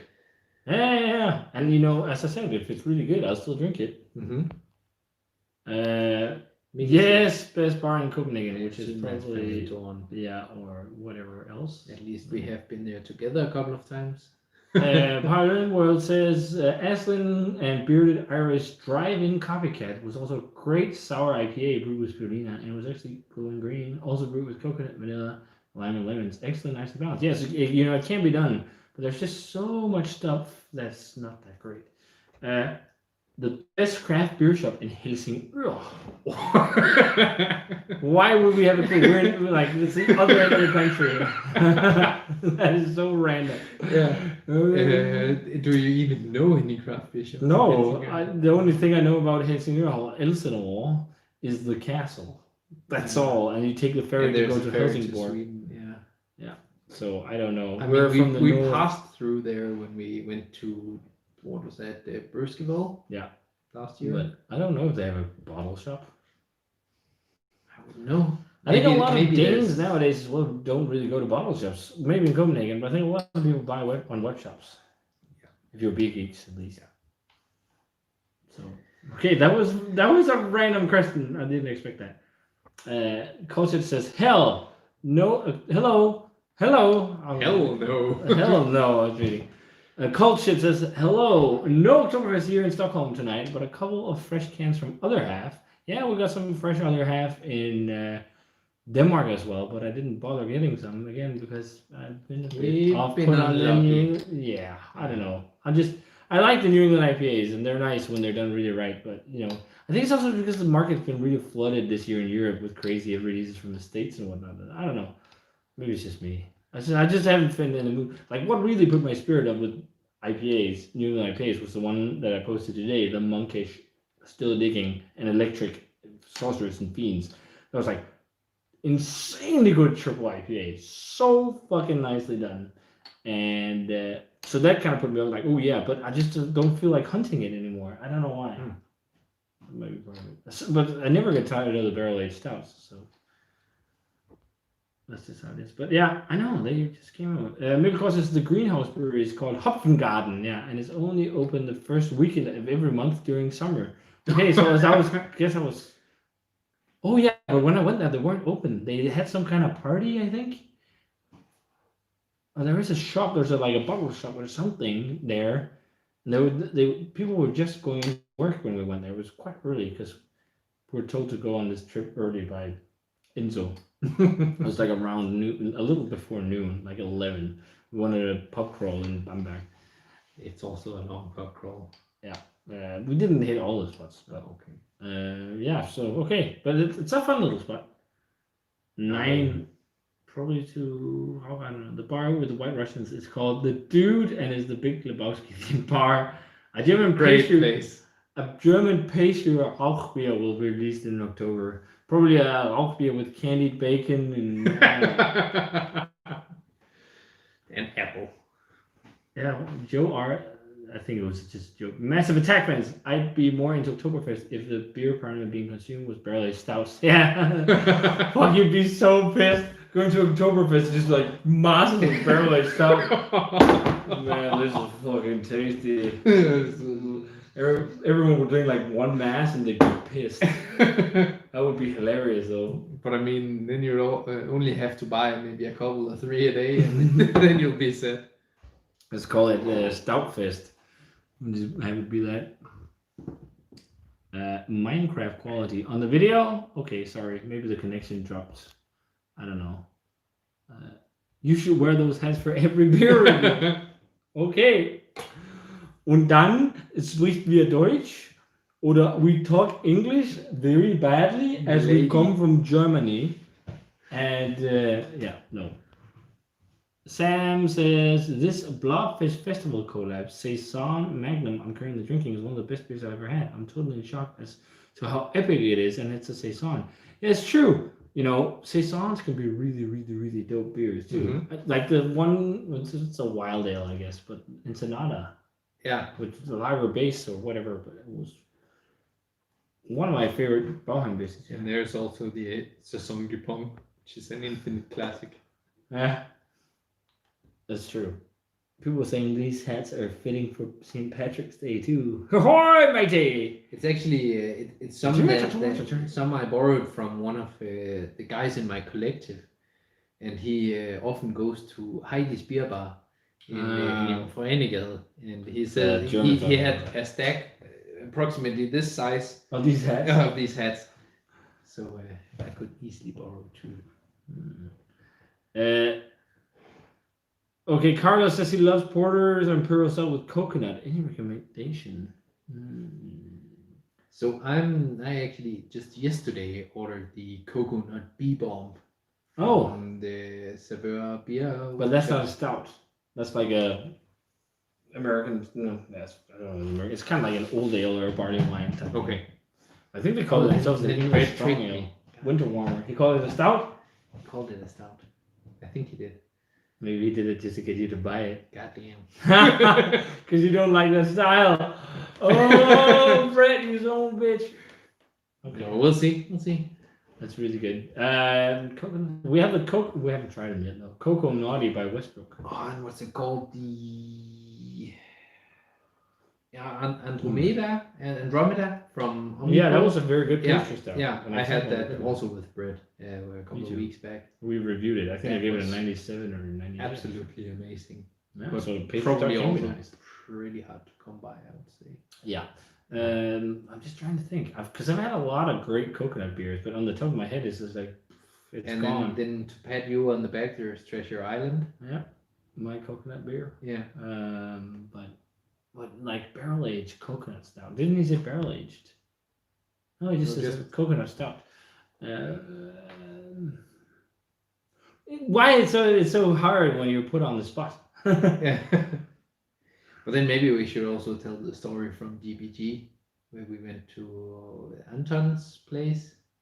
But that was not coconut, was it? Yeah, he What's had the a coconut coconut stout, Oh yeah, well, which he was used. absolutely crazy. Yeah, but that was because he used a bit too much extract. He said. Yeah. Right? Yeah. And Yeah, John was but- a subscriber who invited us to his place during GBG Beer Week one year to try his home brews. And we went there and we just had chilled and drank home brew for the rest of the night. It was dope. Yeah, and in his kitchen he had a fridge with beer taps. Yeah, with a whiteboard on the front Yeah. of it, right? What was on the tap. Yeah, we had a coconut stout and he did like IPAs and it was very nice. He was, or is, a very good home brewer. But like commercially available coconut stouts. Machiavelli used to be good back in the day. I think I think that's coconut from San Diego. But like is it some? I don't know. It's just because I'm put on the spots. There's so many coconut stouts, and I can't think of anyone right now. Let's try and move on. Maybe I'll think of some. I haven't had a good saison in a while. Best beer I've had recently was Wendigo, a barrel-aged black barley wine. It was bonkers good. Nice. Okay. I really like a good barley wine. I know you don't, but like good barrel-aged barley wine I think is fucking some of the best shit you can get. Yeah. I love it. Like super thick and rich and malty and I'm dark still fruity. to learn. I love that style. Same like with Old Ale. I think it's really good barrel-aged too. Hans Jones says, have you thought about making a tasting guides? Like if you want to be able to taste SARS hops, then drink this beer and describe it. Huh. That's actually a good idea. That could be interesting. But that's, Yeah. that's a lot of research and a lot of work. But Yeah. well, if we just say it's a good idea, yeah. I mean, if you mean like something that like specifically taste that beer, I think it's doing a tasting guide like that can be a bit hard because not everyone will be able. Like usually when you want to do something like that, I guess you want to find something everyone can get. Mhm. That's true. But I think the easiest way if you want to learn what different hops taste like is just try and seek out local or beers in your local bottle shops that say they're made with that given hop to try and see how it is. Or start homebrewing. Yeah. And do smash beers if it's hop specifically. No. Okay. Not smash. But you can do a single hop beer, but smash, that's just... A smash, yeah, single hop, yeah, smash is single malt, single hop. Yeah. It's Yeah, very popular. smash IPAs are very boring. Yeah, Single but I mean, malt. but in my opinion, if you brew a smash IPA, you just put yourself under so hard restrictions that you can only fail. Yeah. I mean, it's okay to brew a single hop IPA if you really like Citra or Mosaic. Then go ahead, brew a single hop IPA with that, and then see how it turns out. But give yourself the freedom and pick a more interesting malt base than just going all in on Arizona or all in on pale ale malt or whatever you float your goat.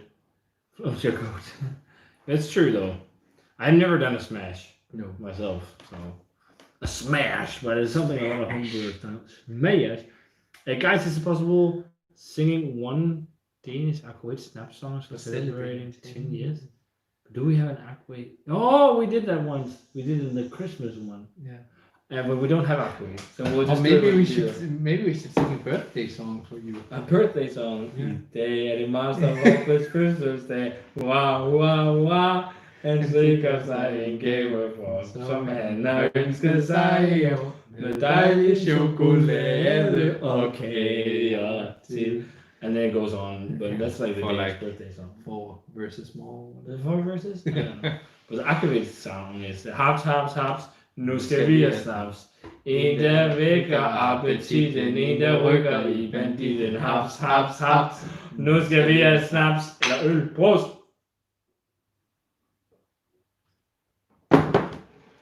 Well, that's right, because we sang that in the... Krøllehuset var. Og det ville hanen ikke ud. Han Han vaskede med vingerne, for han var hønefuld. Det er vi ikke endnu, det er vi ikke endnu. Så rejs dit glas og drik det nu. Let's go. It's a drinking song.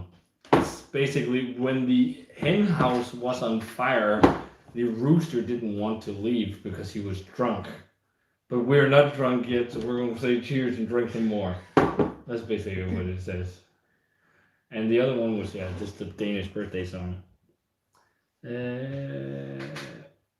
Look online for coconut medianoche from Waltworks. Isn't that really hard to get when it's Waltworks? It's incredible coconut barrel aged stout.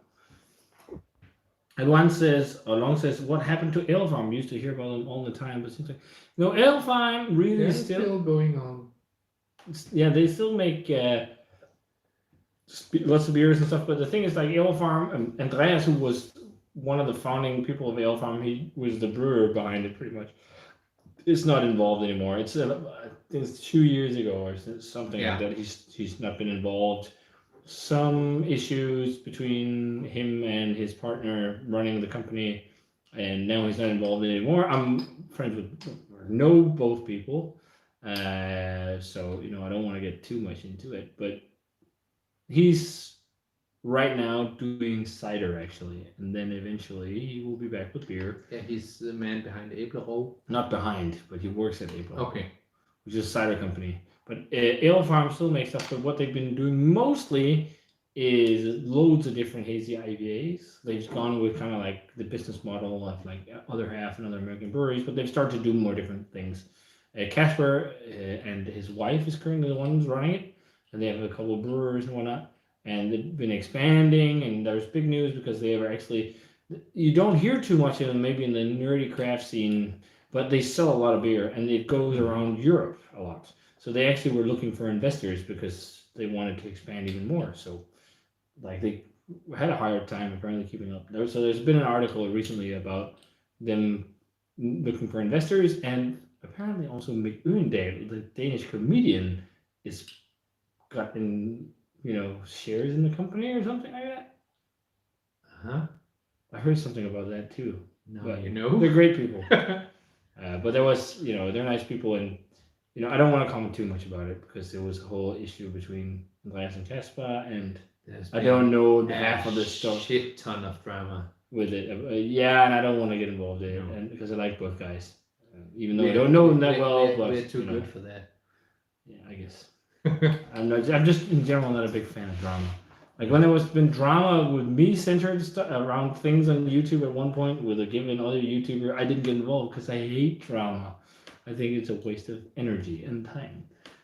So I just try to stay out of it. Brett! Randomizing says, don't forget my stout clown. Yeah. Yeah. One of 200. You gave that 100. We gave that 100. Brett was like 100, but it's not a review on the channel because they drank it without me. So that was from Barrel. Yeah, that was absolutely amazing. It was more than the coconut, right? It was coconut and barrel aged. I think it was barrel aged. Tell them about it. I'll get the next beer. So from Barrel Souls, which is a brewery that Brett introduced me to very recently, and I've had 2 or 3 beers from them. It's not much, but I think they're absolutely one of the breweries out there that are worth keeping an eye out for. They have one of the things that stands out is that they have some very odd bottles. So they're like a bit low bottles. I don't know what to say, but it's a great brewery that's worth keeping an eye out for. Yeah, I'm just looking up. Now we have a nice shot of Peter's ass right there, and then I'll keep scrolling through the comments. So we have a comment that says, "Do you have any plans to meet other Beertubers in the future?" I think that's for you, Peter. Yes, I'd love to meet more Beertubers, but we haven't really been able to because of the situation. But last year we did the videos with Simon. Yeah, at Bruskeville. Yeah. Yeah. That's And true. you know, there's not too many people in Denmark who do YouTube videos in English. But I'd look like I don't know if you guys follow any. Yeah, we also what I don't remember his Maybe you have name. some Also specific YouTubers. the other guy. Like, we could always try to do streams, or not streams. Like we could do Skype kind of videos, or you know, something like record. I don't know. We did that back in the day on the channel with other Beertubers in the States, where we did like collabs. So, but if you have any requests for Beertubers you'd like to see, you can put it. We can try and make it happen. The thing is, it's difficult to do when a lot of them are not on in the same part of the world. I just looked up the style on this. And then Daniel M says, hello. The Aarhus crew is in the house. Hello. Hello, Nan. Welcome to guys. Welcome to. Have you drank your? I come from Denmark. You come from the land down under, or up north. Do you know what we forgot to talk about? Helles and horses. We drank the Helles already. You remember from the last year? Helles with horses and all that stupid shit. We talked so much trash last time. We had so many beers to get through that year. How many was it? Like 16 or 18 different lagers from Sweden? Yeah. It was nuts. Yeah. But we're moving on to a Bock. From Germany, from Brauerei Ella. This is a 6.8% Bock called Birkacher Bock. And we have to burp while you say the name. Yeah, you have to say Birkacher Bock. No, Birkacher Bock, 6.8%. So we jump up a lot in ABV. And they are based in Birkacher, I guess. Yeah, Birkach am Forst in Germany. And this should be just a classic Bock beer. So yeah, not a Hellerbock, just a little. It could look like a Hellerbock, but it's not. According to themselves, I think we should trust the brewer. So, Bock. When was the last time you drank a Bock, Tobias? It's a couple of days. A couple of days ago. No, it's a while. I mean, I think Box is in general also one of the styles that I have a bit of a hard time with because they're usually quite spritzy and Malty. Malty, yeah. We'll see It how tastes this is. like toast bread. Yeah. This is a very old bottle of Bock. Vintage. Was that the really vintage? This expired in. Oh no. No. It's not a month. It doesn't. Oh, that's interesting. They don't have a year. They just. So that's interesting. I think it's a vintage one, but a lot of these German companies, it's the same with Münchenbacher. The Das Gute Landbier, or export beer and all this. Münchenbacher, the ones we tried. Mm-hmm. They just have a month and a day of expiration. They don't have a year. Because usually they expect people to have drunk it within that time. So it's not like, so this just says it expired in June, the 30th of June. It just says, it doesn't say what year. So, But you know that it's a vintage.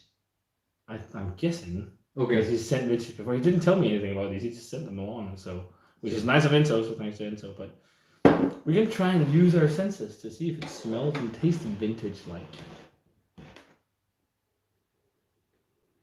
It smells a bit vintage like. Yeah. Very like rye bready, Yeah. toasty, malty. Like everything you talked about, you didn't really like about the style. But yeah, it's true. It actually smells a bit like sour bread. Sourdough. Sourdough bread. Yeah. Without it smelling like a sour beer, but let's try it. Yeah.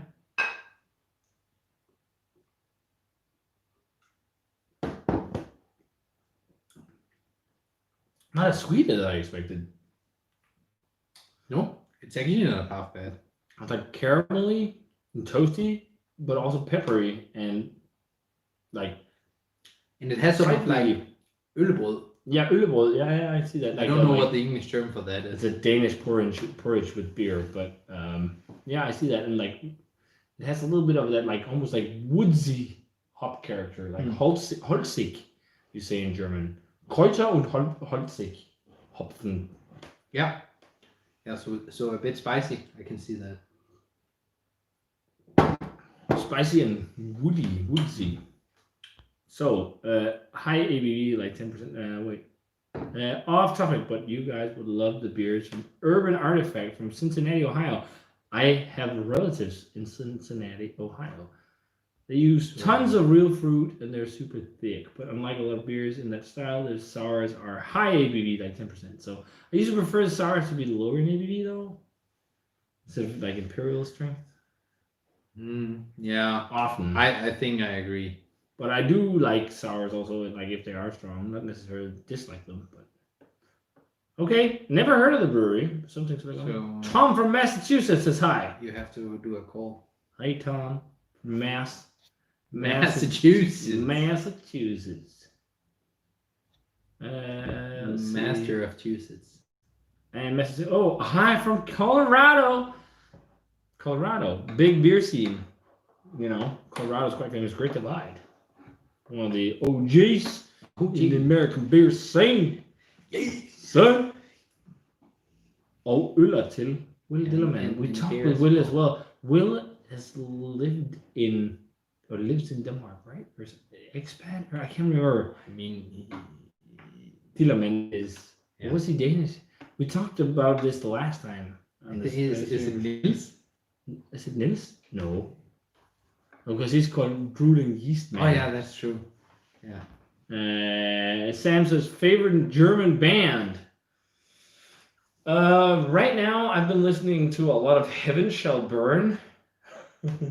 It's a very good band, and I think also I really enjoy Equilibrium if we're talking like German folk metal. Rammstein's also nice, but I don't listen to him that much anymore. But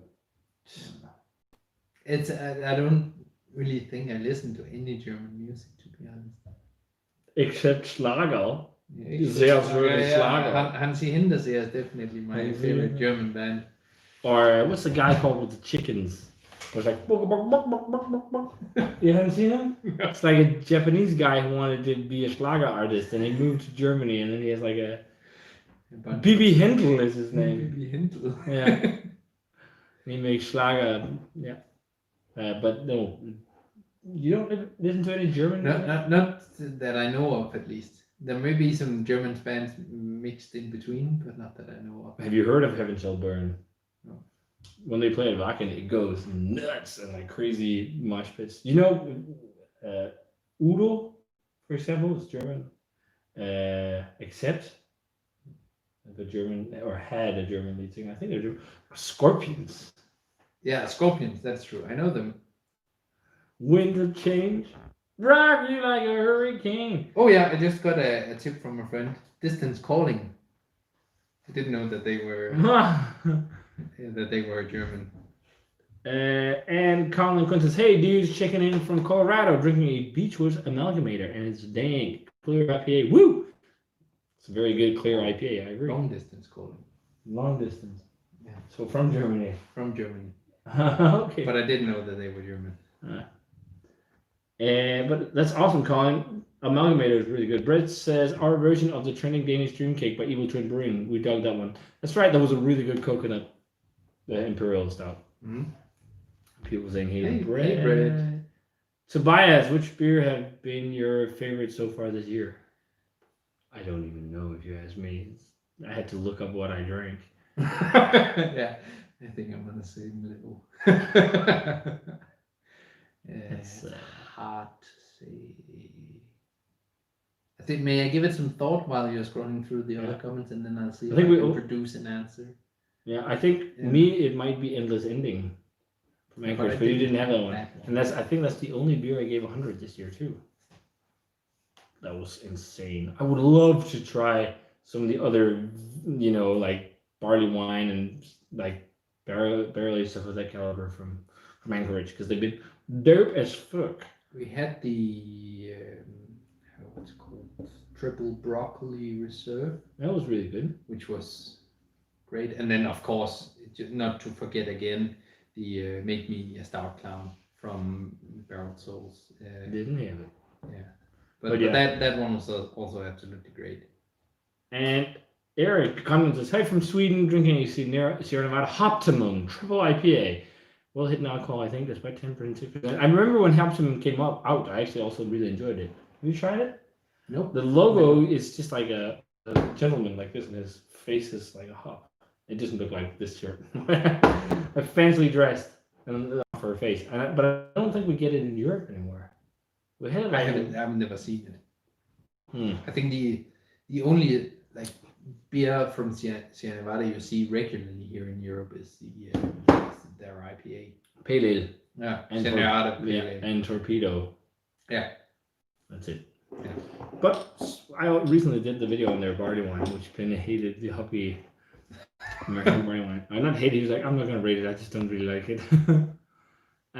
Massive Attack says best IPA I've had this year have come from Outer Range. I never heard of them. One of the very few good things about COVID is that a lot of the mountain breweries here were forced to distribute outside their small towns. Okay, that's cool.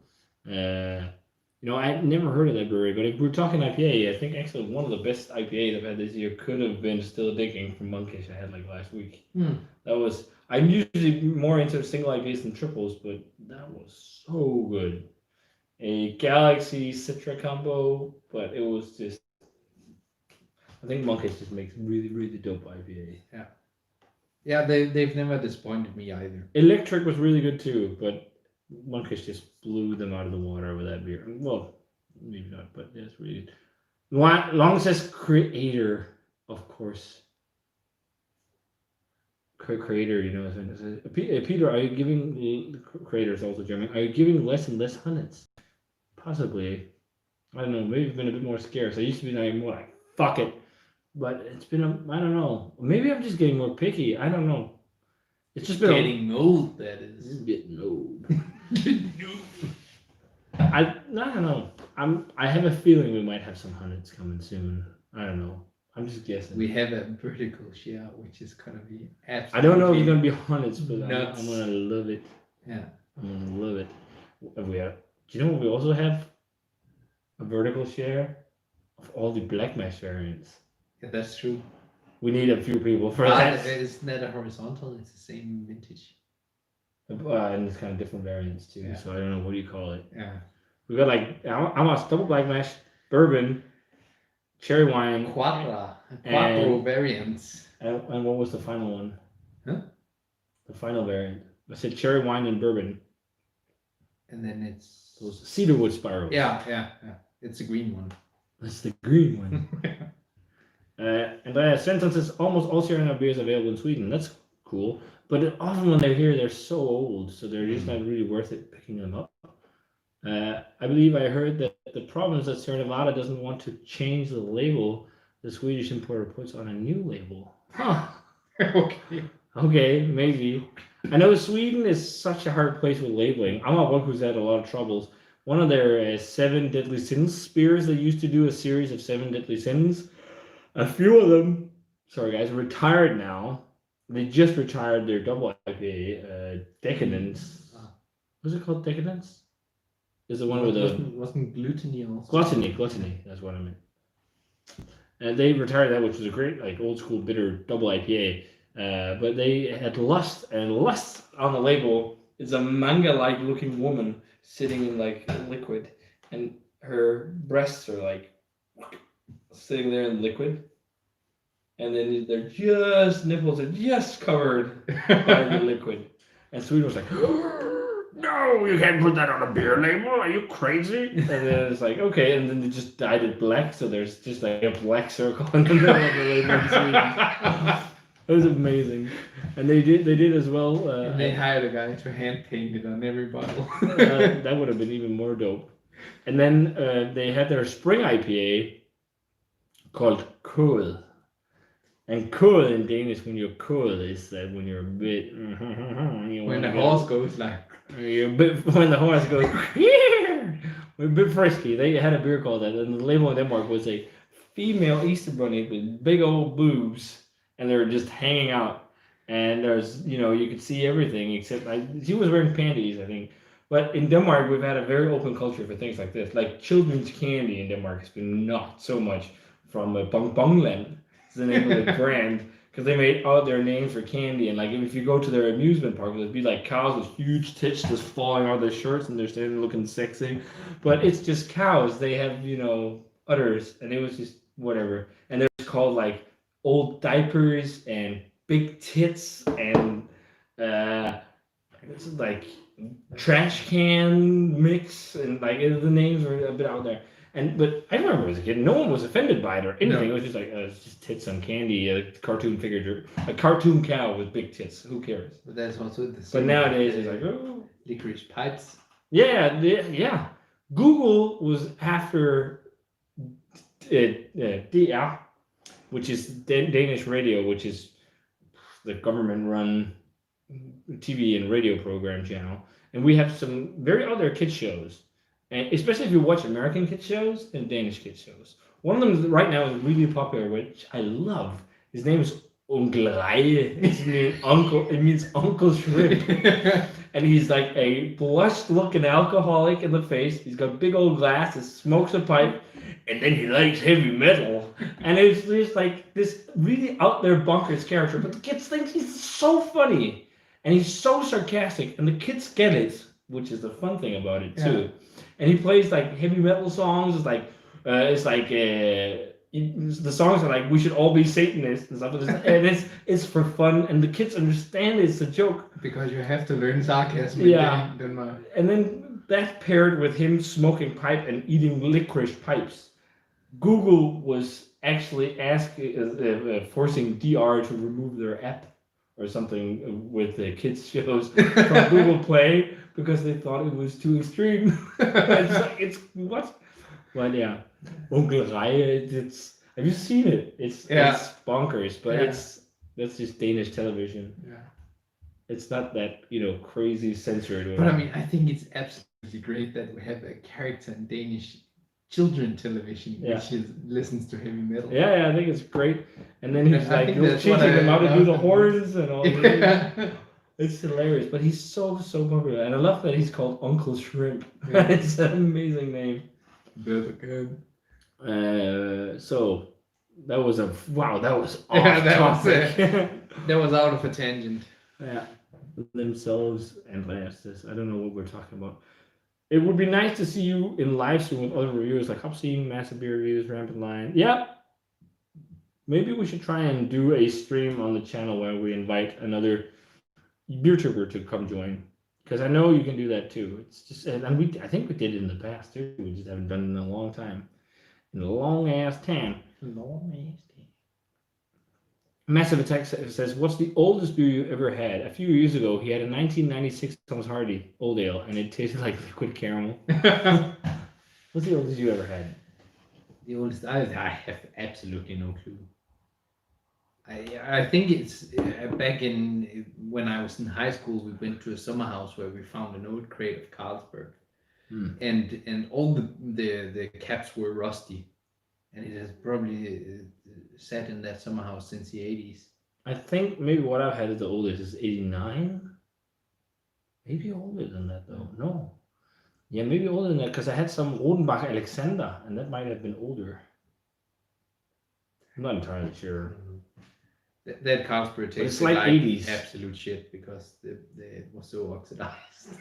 Yeah, I had the very first bottling of Limfjordsporter from Tisted, but that's years ago.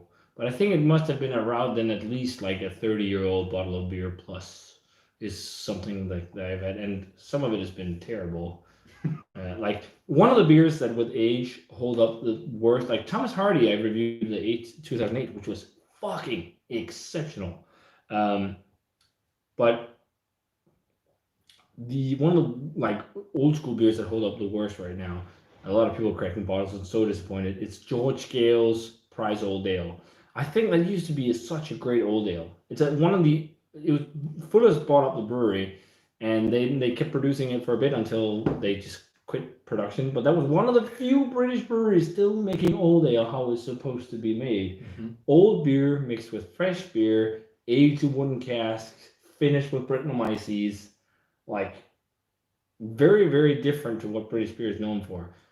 And like old ales, they are kind of binding when like, but they have a subtle kind of like funkiness if they're done really like true, because of Brettanomyces. And usually, I think the Brettanomyces was in the casks where they got. Yeah, that was accidental. Yeah, and I think actually, Penillen on Bornholm has tried to do something similar, because I think they did the old ale we reviewed, Natalie, I think, where they inoculated with Bretta or whatever. But people are drinking really old bottles of that I've seen online, and they say like it's just the corked bottles are terrible. It's like drinking soy sauce, or like it's just oxidized. People say like Band-Aid tastes, and it's just oxidized so much to a point where it's just undrinkable. Yeah, shame. But I think we can actually get 2008 bottles of that. No. Yeah, maybe 2008 bottles. It's around the time, some of the last bottlings with cork and cage, or corks. Soon it has a ton of stock, I think. But you can't buy them, It's but hard you to have to imagine. ask for them. They couldn't even legally buy beer in 2008. I was just 18, so. But yeah, that doesn't hold up well with age. But if you heard of Prize Old Ale, I did a very fun video maybe 2 years ago, because Manchester Marble teamed up with Fuller's to recreate it with the very last tank that Fuller still had left of the beer, because you had to blend in old beer and old ale. They saved a tank of old Price Old Ale from. I'm not sure if it was from Gales, but it was old Price Old Ale, so they could blend in. And they got to use that very last one to do, because Fuller stopped the wood aging and just did like old ale that was blended with fresh beer. So they didn't age it in barrels. And then they tried to do it in different casks. So they did like a cognac version, an Armagnac version, bourbon version, whatever. It was really fun to try. And I did a video because I got to try all of them through some British subscribers, which was dope, because I used to be so passionate about that beer. I had the very last beer they ever produced at the facility too, because I remember Price Old Ale was one of the first beers I went nuts over when I had it fresher, probably like 2008 or 9. And then, or maybe even, 8 or 9. And then I had the last drop, which was around maybe at the same time, which was the final product to ever leave the brewery. I bought that for like, I remember back then it was tremendous amounts of money. And it was probably like £20, which is still a lot of money for a bottle of beer. Yeah. But the very last old ale to leave the brewery, and I still have the bottle sitting right out there with Trafalgar 200, which is one of their famous other old ales. And then an original bottle of Prize Old Ale, all empty, but yeah. That was a sidetrack again. We sidetracked. Hello from Brazil. Brazil? Brazil. Francisco from Brazil. Hello, bro. Hello. Let's see, how far? Okay, 10 minutes behind. Have you been to Combinatorba in Antwerp? No, but a lot of people told me it's dope.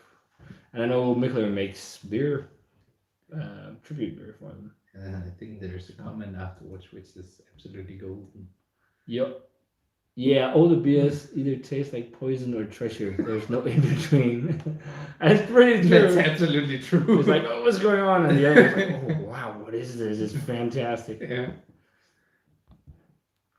The word sexy got marked manually by black marker pens when Founders Porter got released here in Sweden a few years ago. So people said, oh, that's nuts. So they had to sit and cross that out. I don't know if Founders for their breakfast stout changed the label in the States. You used to have a kid on the label. It was something you couldn't have a kid on anymore because kids are not supposed to drink beer. Are there actually any regulations in Denmark on what you can put in beer labels? I don't think so. Thank God for that. But with what's going on in the world right now, and I understand it to some degree, but I think we'll see more regulation, something like this in Denmark. Yeah.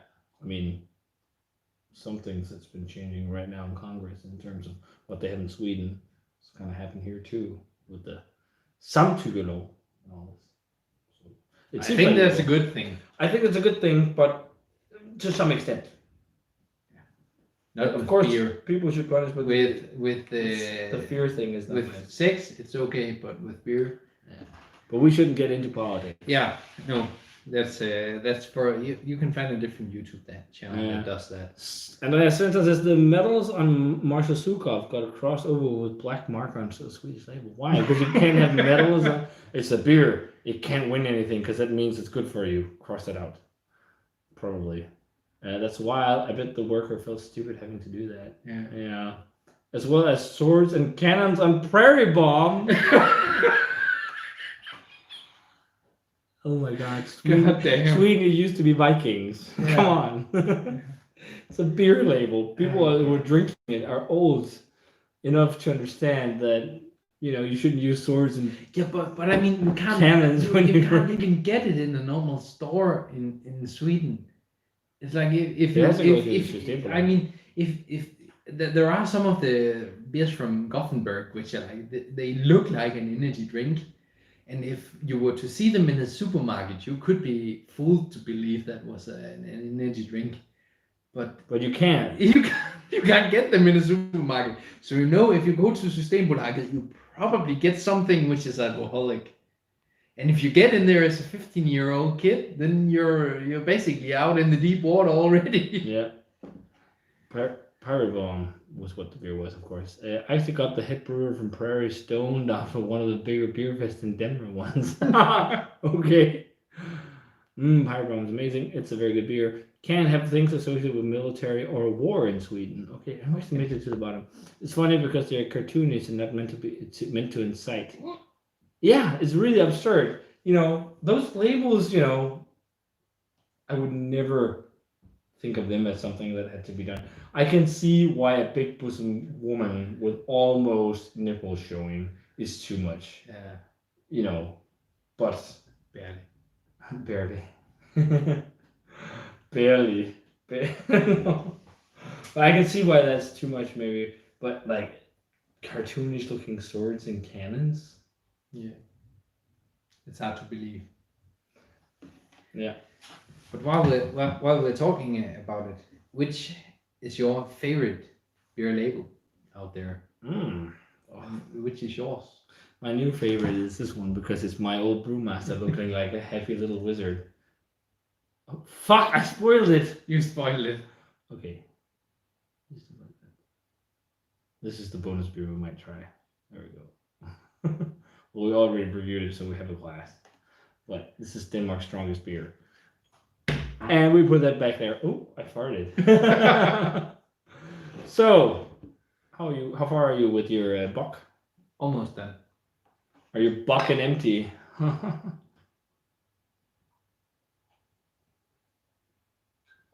Yeah, I don't think single box like this will ever become my favorite style. It's dead. It's dead. It's done. Did you see Founders are bringing back Big Luscious for the first time? I think that's the Black IPA, right? You don't know, do you? You're big. I mean, I'm good at remembering stuff, but as long as it's numbers. Yeah. So I could drink a beer one day and then forget what it is the next day. But I know that I think I'm relying too heavily on Peter and Brett because they always remember what we're drinking. Tobias, Rauchbier or more dark bock beer? So Peter is asking me if we should do Rauchbier or dark bock beer. Rauchbier, I would say. Okay. We have some comments that I might scroll through while Peter is getting some more beer. So we see that was the Big Luscious, then we have Backwood Bastard Axe was gone. The Baby on Breakfast Stout as well before the US label thing. It disappears really fast. So do you know what we're gonna do with these? Look up Jenny Nyström Midsommaröl and try to figure out what that label got denied. Because we have two bottles, Tobias, we're gonna have a full bottle each. But instead of drinking half and drinking half, you get to have a sample to drink in a glass like that, and the rest in. So one sample from one in the small glass, and you get, Because of Big C. Big C? No, big glasses needs more beer. You have a mosquito in yours. That's just extra protein. Extra protein. So, since you are not the biggest fan of Rauchbier, I think you're going to drink the old bottle. So, because then the smoke will not be too dominant, I think. But we're checking out from Rittmeier in Hallendorf. This is also provided from Enzo in Germany and Bibliothek. And this is Smokey George. So this is a Rauchbier, but and a Rauchbier again, German style beer. Again, German stuff today like crazy because Oktoberfest. So Rauchbier, if you don't know, most of you know, smoked lager beers, usually dark. But the big thing with this is that it's not made with smoked malt from beechwood, which is the common thing, or oak.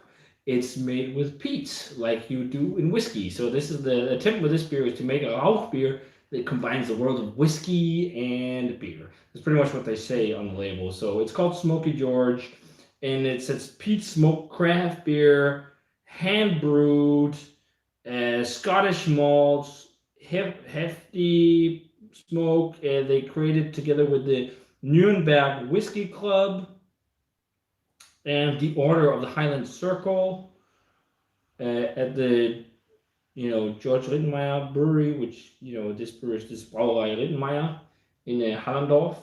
So with them and this whiskey society that produced this. So Smokey George, and it's supposed to be a peat bomb. It says either you love it or you'll hate it. So it's a Rauchbier. You gotta comment. So it's like good Scotch smoked into a lager, pretty much. So you try to put as much peated smoke as you would get in a nice Isle of whiskey into a lager. We have 2 bottles, and we have a vintage bottle that expired in 2016 and a fresh bottle. So we're going to try and fresh and aged. And the way I said we're going to do it is that one gets a small glass of one and the other one gets the full glass of the other, which is kind of retarded, but that's just because I don't want to sit and drink half again. Now we can actually have an almost full glass. That's true. For the first time in this stream. So you're actually going to drink the older one because this peat smoke will have died down more. So hopefully you can tolerate it, and I'll drink the fresh one. It doesn't taste like California. I don't get that joke. It's because basically all of California is burning right now. That's too mean, man. Too much. So Peter Rauchbier. Maybe actually we should split it. I don't know. Because I'm actually quite interested to see how the old ones are. Okay, we're gonna you basically have a full drawer of glasses over there. A drawer. Drawer. A cabinet. A cabinet. I guess. It's called what's it called? Vitrineskab in Danish. If I try and closet. A Weitrein closet. Yeah, so we're we're gonna do it side by side, but we'll do it in steins because it's Oktoberfest. So. Yeah, we need to. There's no going back. No going back from Oktoberfest now. So we have a Mars and a stein. So it would be interesting to hear if any of the people watching here, any of you guys out there, have been to Oktoberfest. Either the real deal in Munich. Or any of the smaller ones that have popped up around the world. We also have one here, or you used to have one here in Aalborg, which is obviously cancelled this year, but any other years? I went to Oktoberfest with my university, and there was an Oktoberfest band playing called Weigort Hornbläserlaub, and they played heavy rock or just popular rock songs in Schlager format in German. So a Sweet Child of Mine is like Mein Lieblingskind or something. It's fucking hilarious. So we got a small glass for one vintage, a big glass for another, and we're going to start with a fresh bottle. So a fresh bottle of peated Scotch whiskey. As fresh as it gets. Rauchbier. And I'll show the color.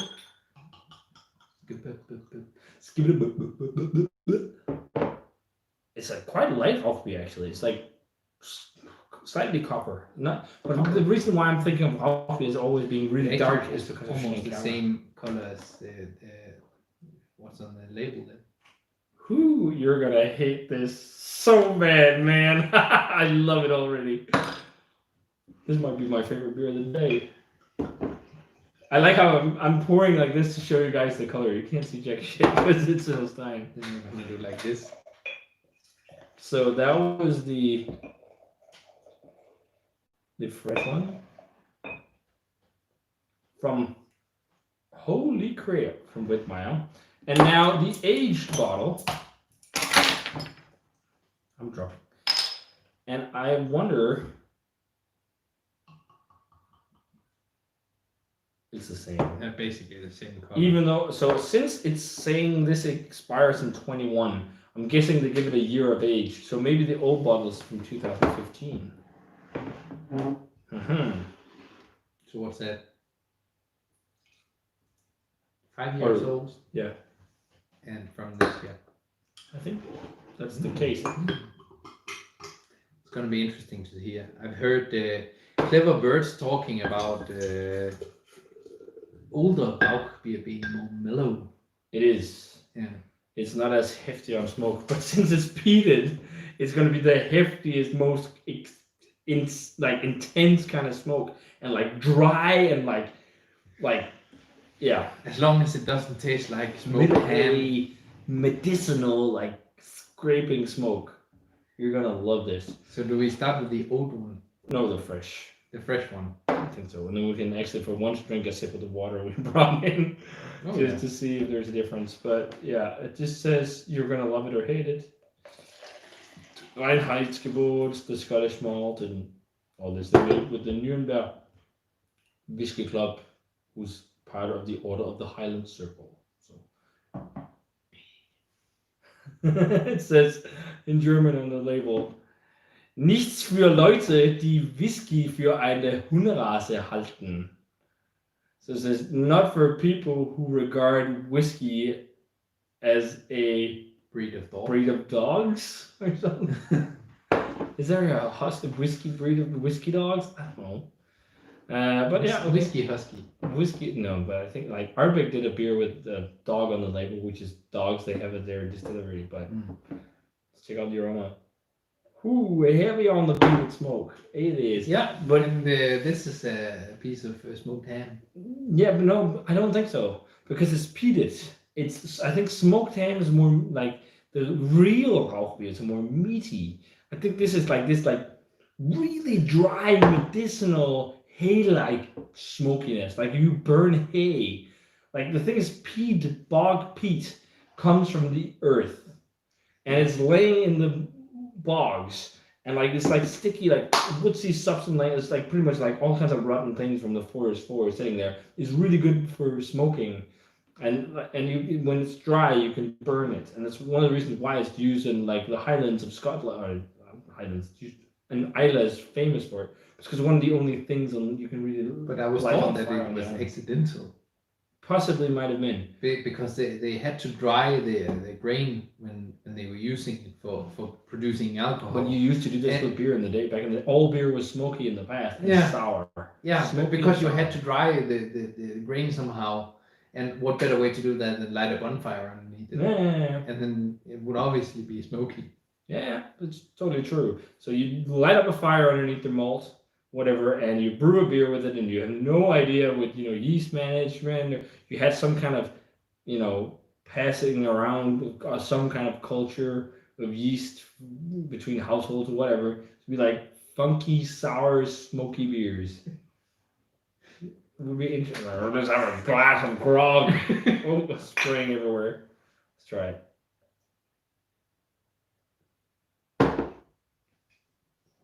Oh, it's smoky. I love it. Smoky and caramelly sweet. It's almost like drinking a traditional German Rauchbier that you also added a shot of peated whiskey. Can I make smoke rings now?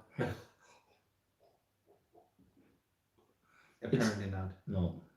You make breath rings, if that's a thing. But this to me still tastes and smells like smoked ham. Yeah, there is some of that too. And I think, I'm not sure if they only used peated smoke, but it has like some meatiness to it. And peat, you also can get some meatiness, but I think it's also because of the malt, because like the dark Munich malts and stuff like this. Because if you have peated whiskey, it's smoky, but it's not necessarily, I think, smoked meaty. It's like dry and more medicinal and, stuff like that. Yeah. Oh. Shit, we have a couple of comments behind. Yeah, sorry guys. Ooh, we're quite far behind. This is because it flashed up like, hey, you got comments, bruh. We have that's Pirate Bomb. We have. Oh yeah, cartoonish. That's kind of where we went from, and yes. So okay, but quickly back to this. It's really nice. It's like smoky. It's one for like it's got that like a mineral, almost like slightly medicinal smoke you expect from peated whiskeys. It's lots of umami. I fucking love it. I think for me this is like the best beer of the day so far.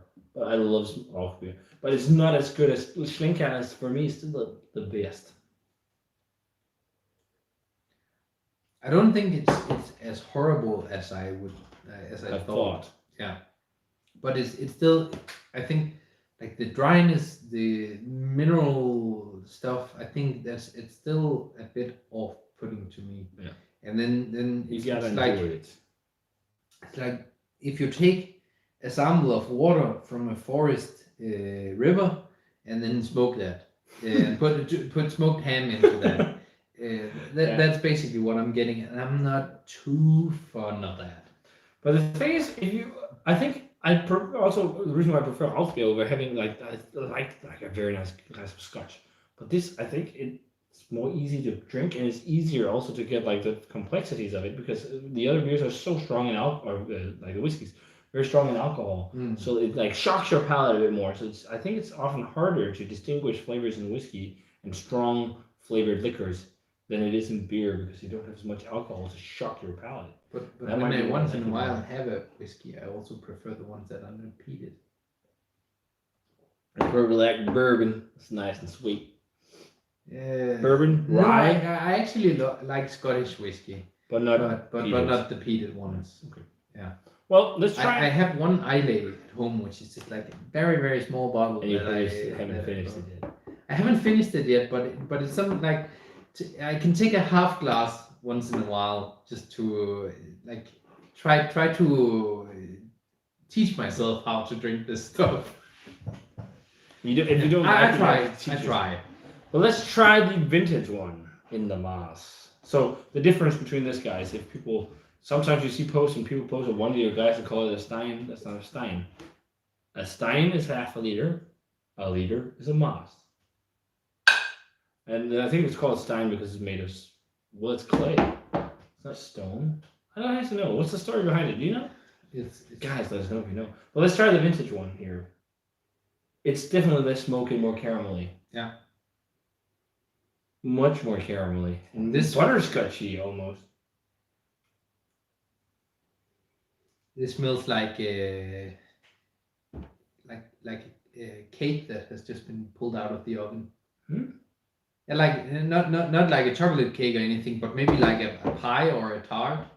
Yeah, that's because of the savoriness of the pie crust. Yeah. You can see that, maybe. Let's try it and see if it's more smoky on the flavor. That was a very gentle cheers.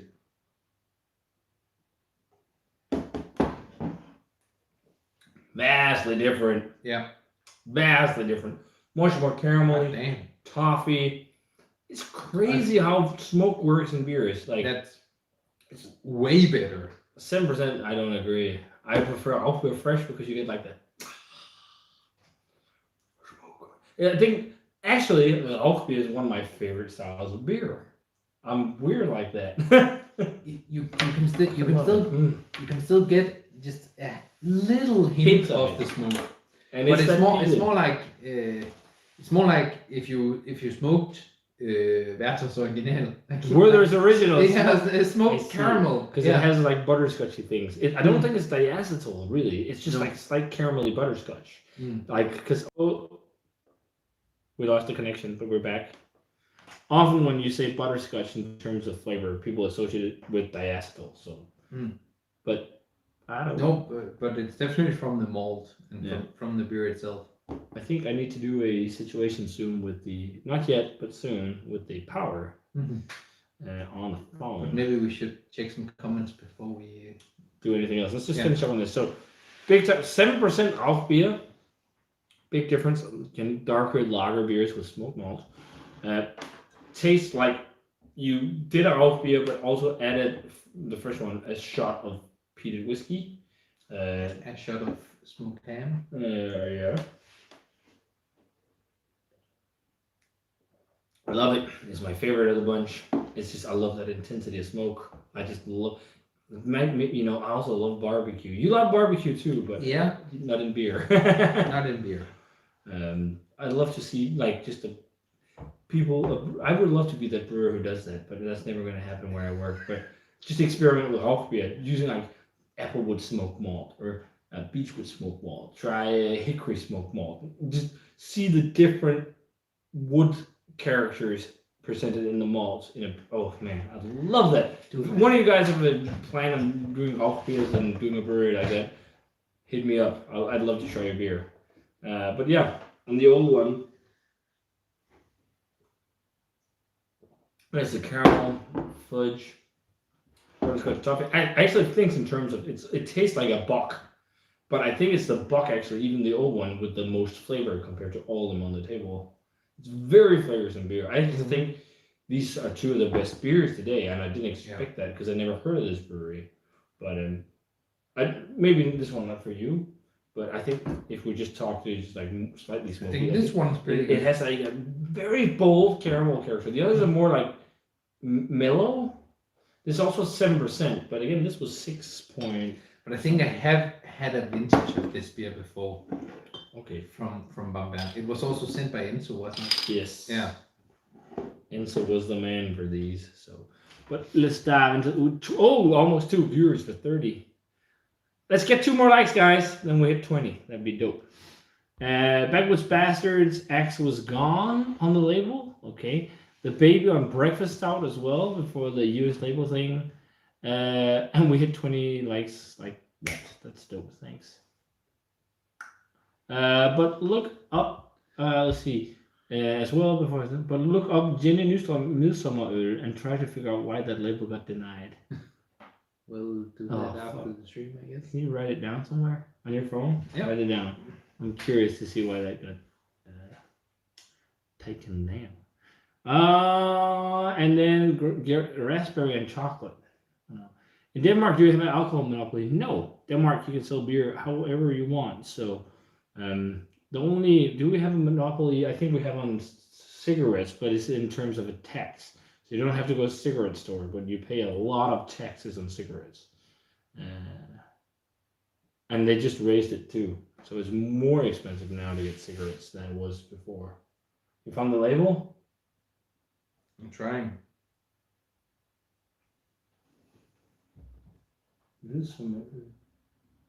Was that banned?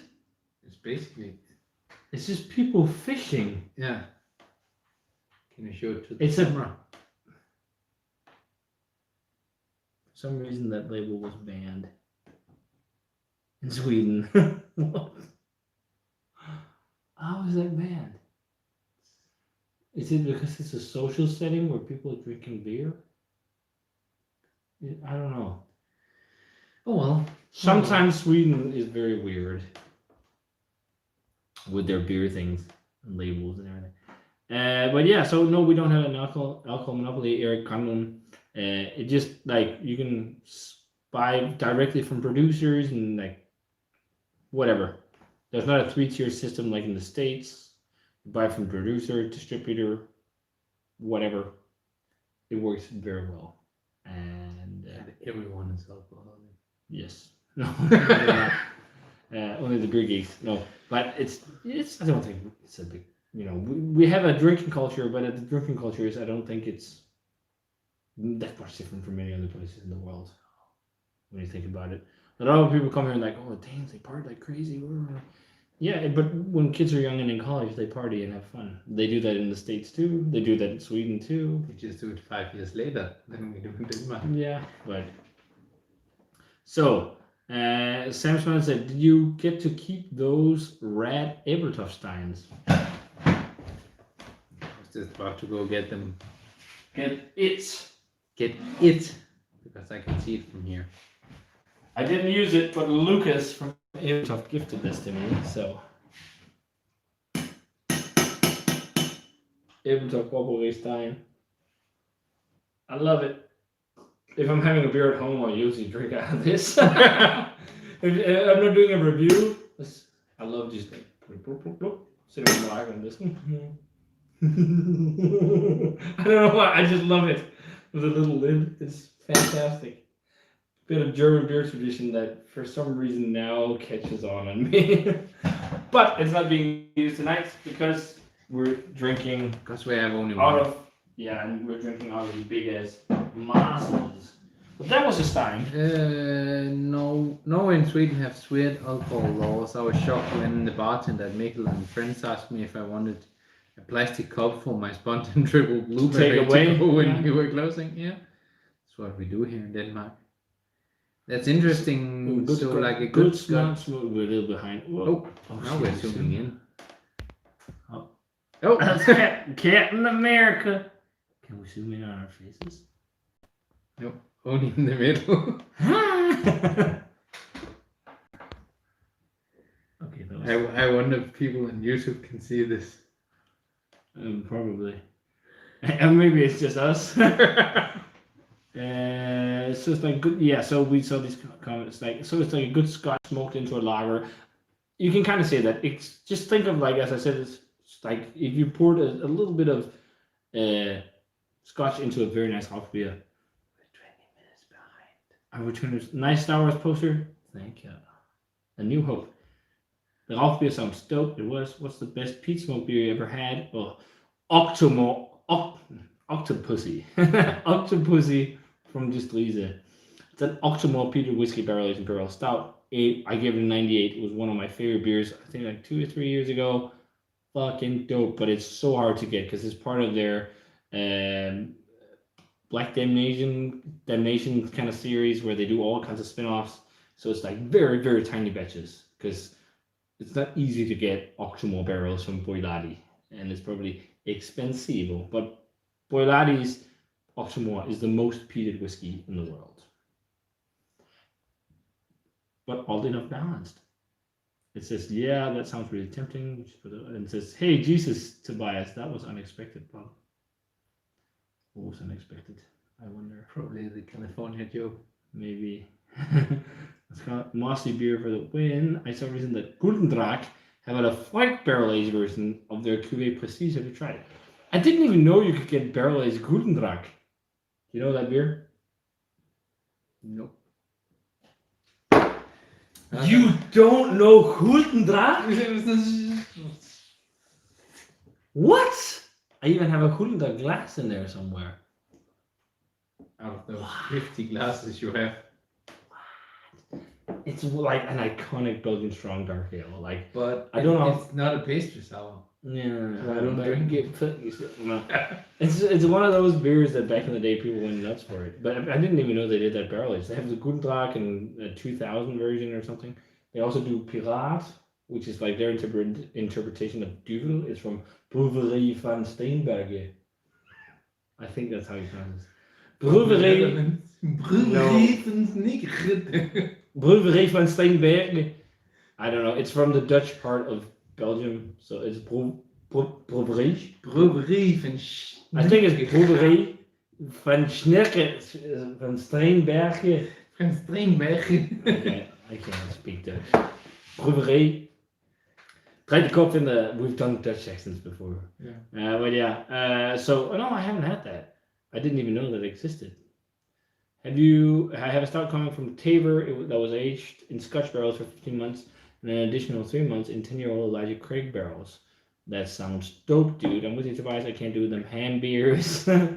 Says Colin. Message. I had a beer called Rocky Mountain Oyster Stout made with goat testicle. Oh. It did not taste great. Who would ever brew that? And we have bathing smiley. Yeah. Worth it for the untapped chicken. Of course. Bourbon is my favorite style of whiskey. Always nice with a glass of Maker's Mark. I think bourbon is really good too. Like I actually have. and I really like if you've ever had a good rye whiskey. Pikesville is from the Heaven Hill Distillery. It's really good. And High West rye. I have a homebrew stout coming up with Maker's Mark and vanilla. I think that I have high hopes for that one. You know, I don't drink much spirits. I drink enough beer as it is already on the channel and everything, and but if I have to have a spirit, I think bourbon is really nice. Also smoked scotch.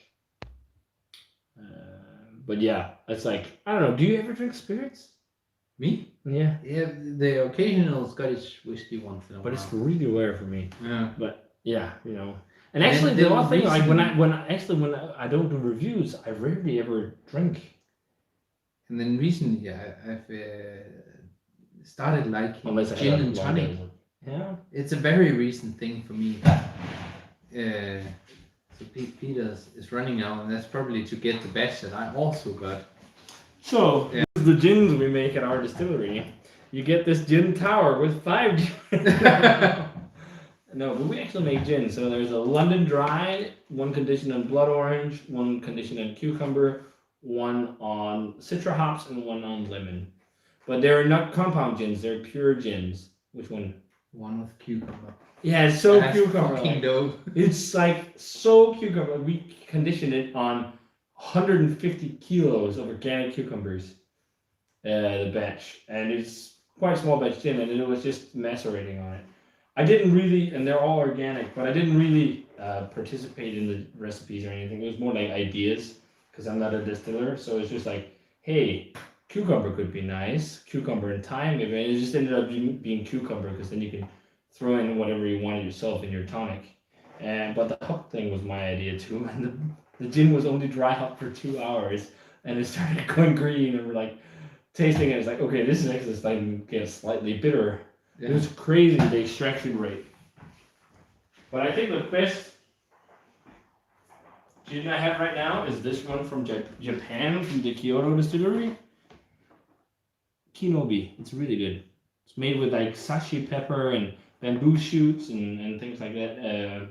Bamboo leaf, sancho pepper, yuzu, hinoki, kiwi ginger, and like green tea from Uji, and it's a gyokuro tea, but it's really good. They also do barrel aged gins that are quite nice. That are, funny enough, aged in Japanese whiskey barrels. There we go. That's also starting to become a thing.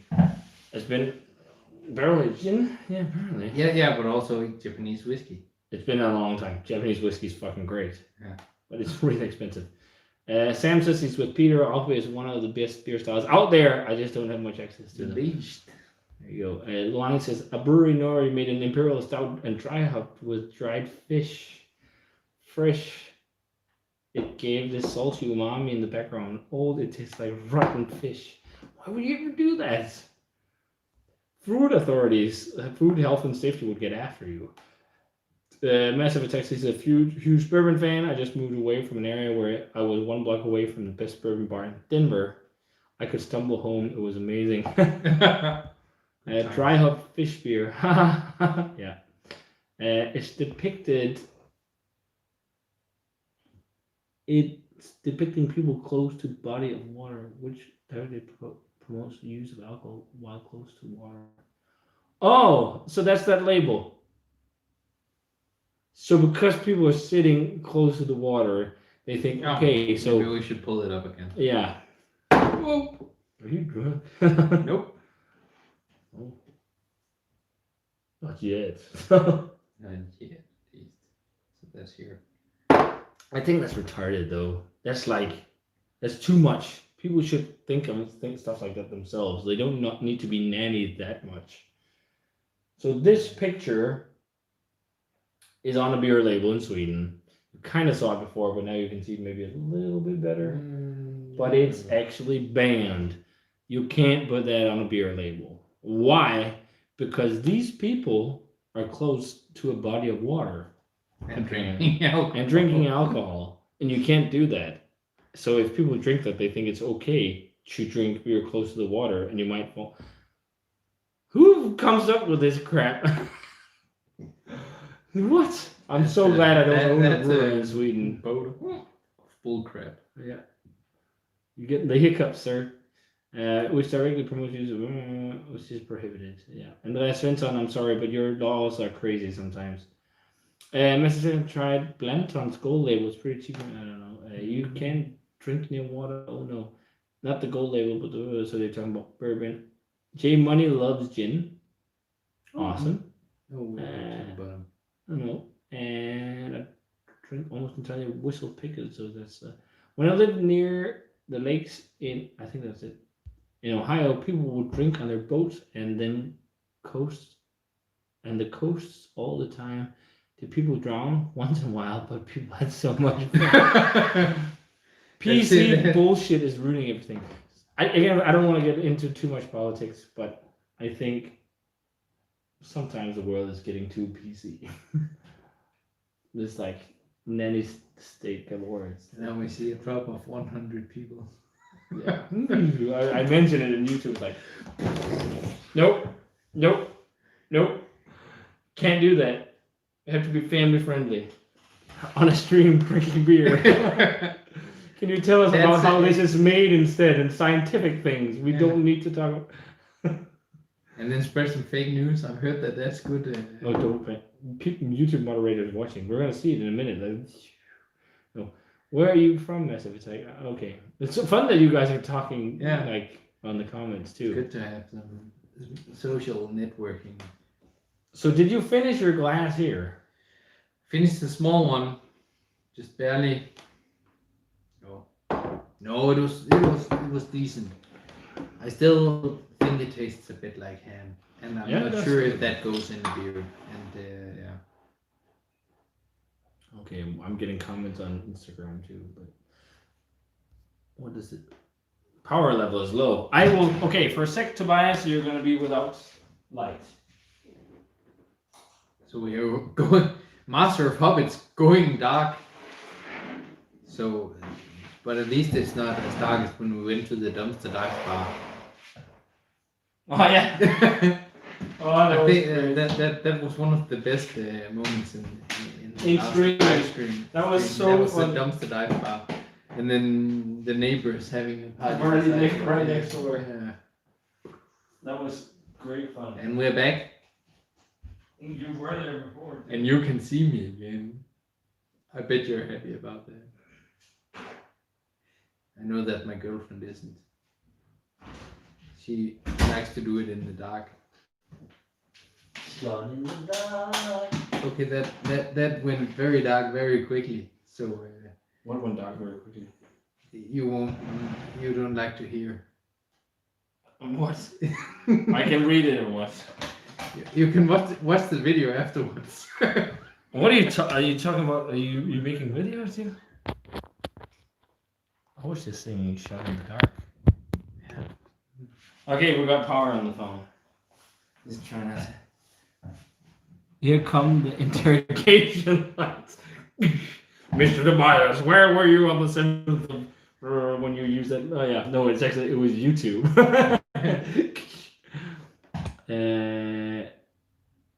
Colin, that's awesome. You're talking about So, Long says, "Did you make kimchi?" Yes, I did, but I ate it already. But kimchi, I think, is very, very nice. Have you had it before?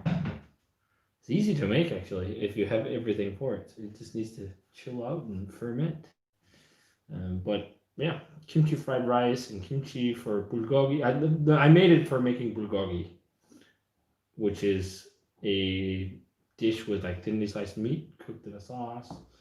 It's like kind of a Korean barbecue thing. Mm-hmm. And I wanted to make bibimbap, but I ended up eating all the kimchi before I got to make it. So I have to make it again. But it's like a pickled fermented cabbage, like sauerkraut, but with like chili and fish sauce or nice shrimp paste, and it's really, really good. But you have to like sour pickled foods. Okay. But it's like the ultimate for I think pickled food. There's so much flavor. Slightly spicy. It's delicious. Delicious. Master Harvest needs more likes to pay his barber that there be like best food to pair with Rauchbier. So actually a lot of people told me to do barbecue, smoked meat, but I think it's too much pairing it like a heavy smoked piece of meat with a smoked beer. I think it's good with maybe lightly grilled foods, so like grilled chicken and like things like that, but you have to have something slightly hearty to stand up against the like the caramel malt and something like that. So maybe how about the stuff we talked when we were going here? schnitzel would actually be good because it's not too smoky. Yeah, or the It's not smoky, but yeah. what's it called? The Haxe. Haxe. Haxe would be good. Yeah. Like if you go to Schlenkerla, you get Haxe mit Rauchbiersauce, which is it's really good. Or their Zwiebel mit Rauchbiersauce. Zwiebel. It's And an that means onion. onion. Yeah, an onion with like ground meats of sorts in and bacon and some spices and whatever cooked in an oven with gravy and potatoes, kind of mashed-esque potatoes. Fuck man, the food in Bamberg. If you like really greasy, heavy foods, it's quite good. And Leberkäse. Leberkäse. Yeah. Leberkäse. It sounds dirty, but it isn't.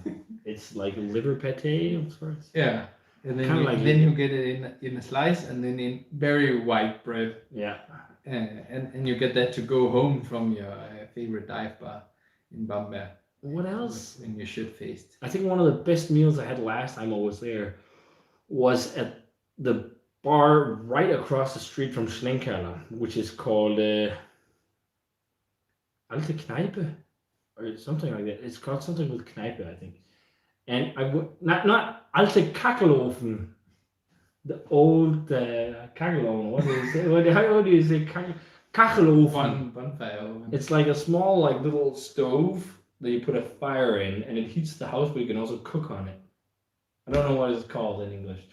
Maybe you guys know, but it was called like that. And the inside was just like walking into a museum, like old tiles and weird dolls and paintings and everything. And they get the menu, and they had fresh steins of one of my favorite Keller beers, the Buddenheimer Keller beer.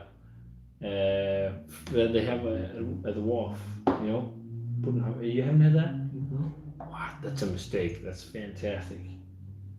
Buddenheimer Keller beer, fantastic from St. Georgenboy.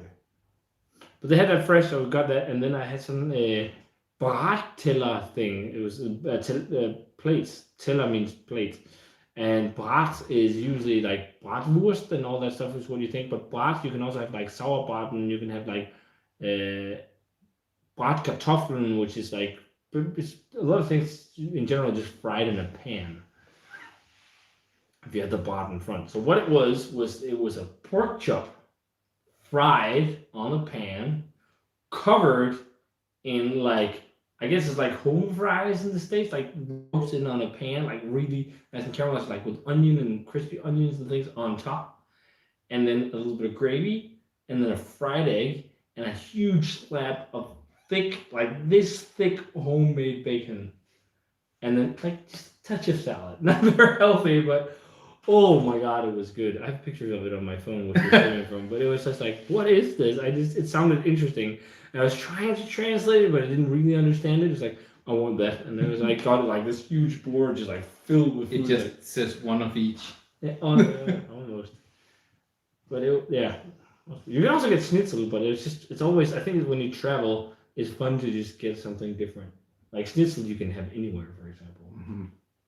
But yeah, it's nice, and this was nice schnitzel. And the reason why we made it is because it's quick, and I haven't had it in ages. But you haven't. Did you know a restaurant here who like their specialty is schnitzel, but they're closing in a week?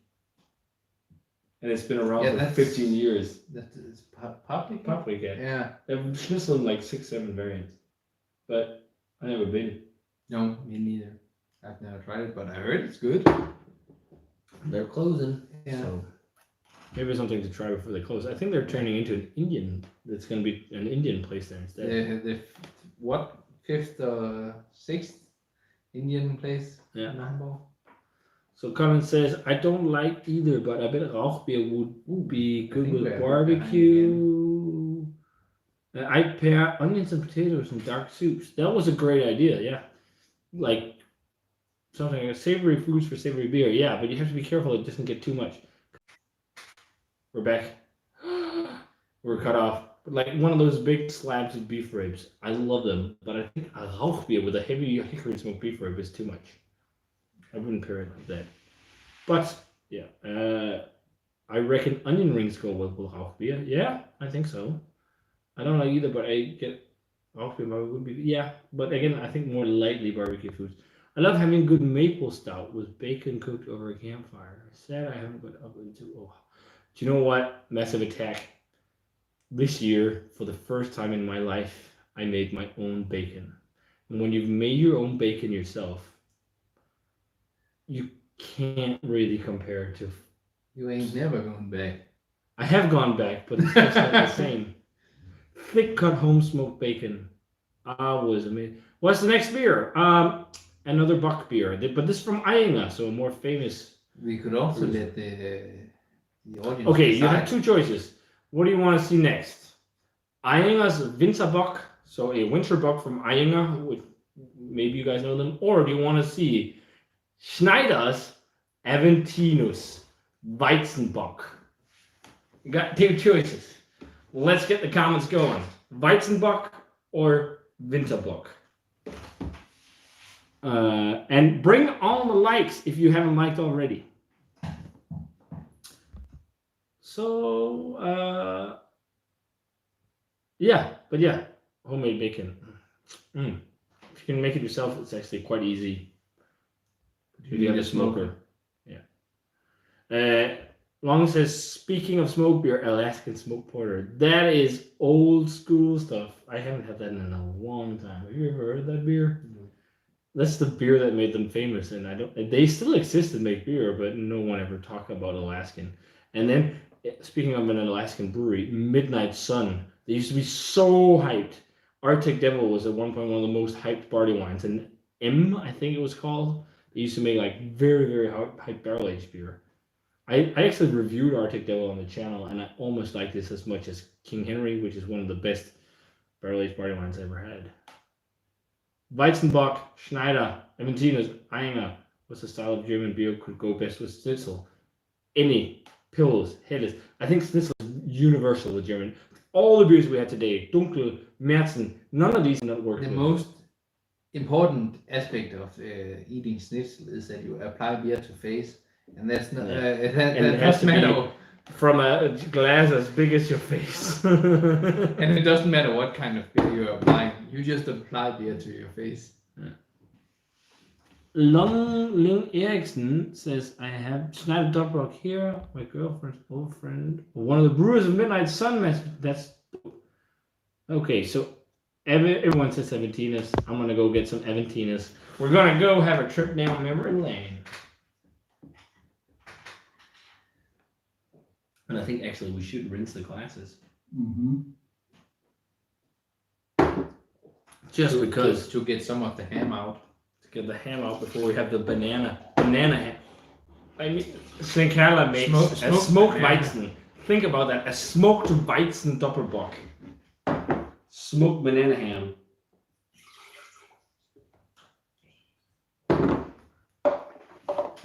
Okay, I'm gonna go get Aventinus.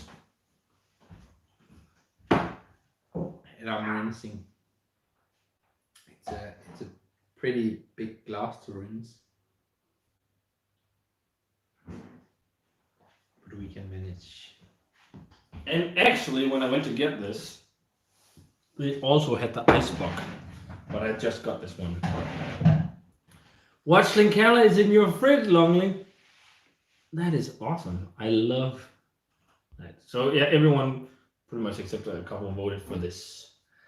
Schneider Aventinus. I did a revisit of this beer a few years ago of a vintage bottle because Schneider themselves put out a vintage bottle so people could try how old Aventinus tasted like. When I was getting into beer, this was one of my all-time favorite beers. I thought it was amazing, and every time I had it, it was like one of those like, wow, this is just, I can't believe you can make beer taste this good. So I've always had a thing from Aventinus, and it's since high school. Because when I was in high school, when we were getting around 18 years old, we'd go to bars. And one of the bars we discovered locally was The Wharf. And I've done videos there in the past, and we've been looking to do videos there as well, Britt and I, but I haven't been able to because of COVID. But they have this on draft there, and I think once things change and maybe we can go there to shoot some video. This would be fun to do a full review of. But it's a historic beer for me, I guess, in some sense, because in high school we tried this and we were like, what the is this? Can beer taste like this? And that was when we were just getting into like some of the British beers, like the Golden Ales and stuff like this, ESBs. But then we had this, like, wow, like almost tastes like a like banana bread or something like that. So what it is, it's like Aventinos is a Weizen Doppelbock. It's 8.2%. Not a lot of Doppelbocks exists that's brewed as a Weissbier. So actually, this is an ale. It's a German strong ale. So a lot of people most people probably know that watch this, but a lot of people don't know that wheat beers, Weizens, are ales. It's German ales. But, this is just like an ale done even stronger with the Doppelbock tendency of putting in all the dark malts. This bottle here is from the 20th of February this year, so fairly recent. And as it says on the bottle, it's made with water, malted barley, hops, and yeast. 8.2%. You can age it, you can drink it fresh. It's a treat. A lot of people have been do what you please. You can do what you please and what you will. And then they have the Icebox version, which is even stronger. But the fun thing is, like, a lot of people commented on some of these streams and whatnot, they think that Snyder has really declined in quality. Yeah. So I'm really hoping that's not the case. Yeah. At least not with Aventinos, because that is just, in my mind, I remember that as being the best Weizenbock you can get.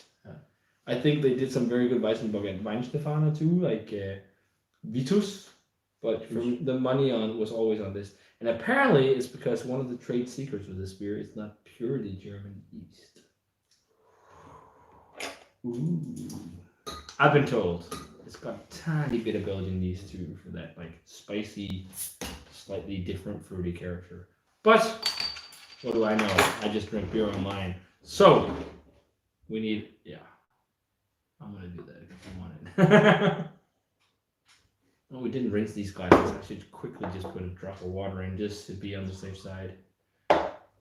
Just so it doesn't taste like smoke.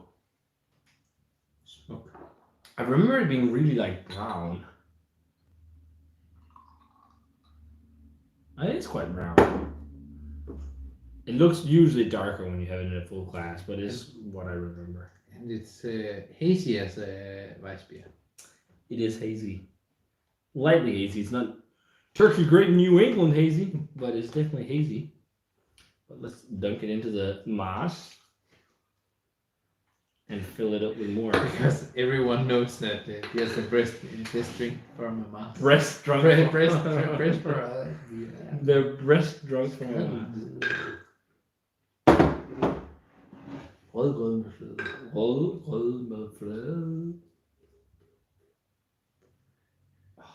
I even have an Aventino's glass up there with the Weizen glasses, and I never use it because I never really drink German wheat beers. But actually, fun fact: Jakob, one of the brewmasters from Ammerburg, so the brewmaster, his favorite style of beer is Weizen. He loves Great Weizen. When they were here for Bad State Beer Fest last year, we had a table at a local German-style party bar.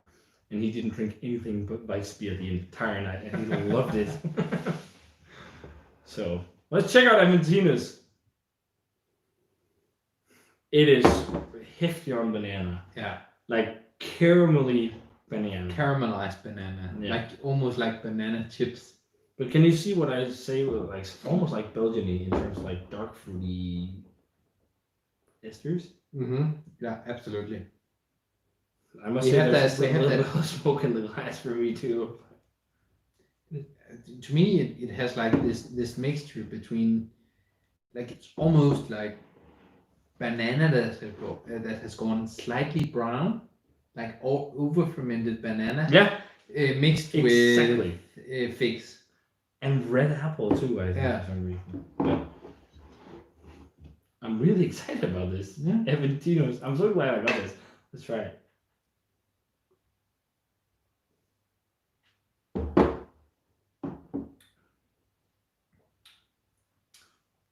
That's pretty damn tasty beer.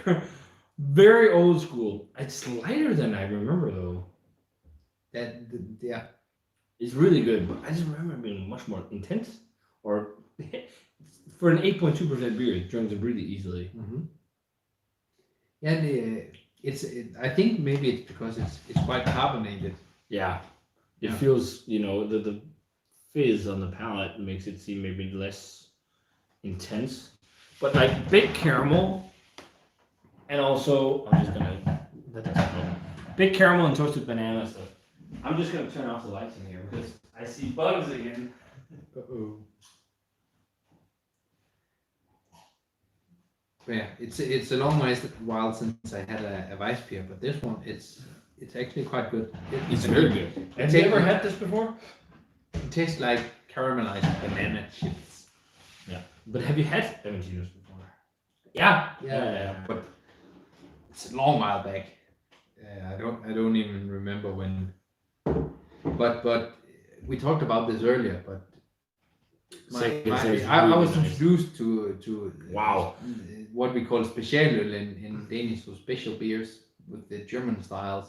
And Schneiderweisse was one of the beers that was almost always in my parents' drawer. If you just tune in, by the way, like the video, please. It helps a lot. We were almost at 30 viewers, so thanks a ton for that. But your parents got Aventinos. Not Aventinos, but Schneiderweisse. Some of the more common taps they have of that. I think they have the tap 2 and tap 3. Yeah, they started calling it tap things, and they still do. But I'm very happy that they changed the label on Aventinos to have something similar to the original label, because when they changed it the first time, it didn't look anything like this. But actually, back in the day, one of the first breweries to ever send me a care package was Snyder. Snyder sent me a box with the Aventinos glass, the Eisbock, all the different variants of Snyder I've never tried, and the first iteration of, I think it was Hopfenweizen, or one of the first iterations. And then also, I think when they started also doing the special runs of 750s of like experimental stuff. They've done barrel-aged Aventinos and stuff, like red wine barrel-aged Aventinos. God damn. And back in the day, I love those. It'd be fun to try some of that stuff again, but this is nice. This is actually quite nice, I think. Yeah. If you like, I'd say for me, it's probably the best of the night. Yeah, I mean, for me, it's. You still like that? I love the whiskey. I know, but yeah, I think this one's absolutely phenomenal. It's a really, really, really good beer. The first sip, I was like, something different, and then the second sip's like, yeah, no, this is just pure nostalgia. It's like this intense banana bread flavor. It's so nostalgic. So much banana bread, caramel, toffee, slight fudginess, even hints of vanilla to this too. I think they could do it like a version of this with just a little bit of vanilla in it. Could be interesting, but just a tiny bit. If you wanted to do something, no, actually, that's actually a shame, almost. But if you did a barrique version where they do the barrel aged stuff. Miguel and I do a bit of home brewing together, and he's trying to convince me to do a banana, like where we put banana in a beer, so like a banana vanilla sour or something like that. Do a Weizen Doppelbock with banana. Yeah. But I mean, it already is quite banana forward. Yeah, but get more banana. Yeah. This is a fun thing that the ester profile on a Weizen is banana. It also has a little bit of the clove and like phenolic character you're known for in Weizen, but the big thing is like this huge caramel banana, I think, on this. Caramel, like banana split-esque or something like that. Yeah. Yeah, banana mixed with vanilla ice cream. But you can really see the idea of this being a mix of a Weizen and a Doppelbock, because it has like the banana flavors you expect, but also this intense malt character you expect from a Doppelbock. Mm-hmm. Yeah, 100%. So it's very good. As we said earlier, toasted bread, banana spread. Toasted bread with banana spread. They played around with it in the past too, and they made one of the Barrique series or whatever. They made Meine, Porterweise. So they made a mix between a porter and a Weissbier with Weissbier yeast. Okay. I don't know.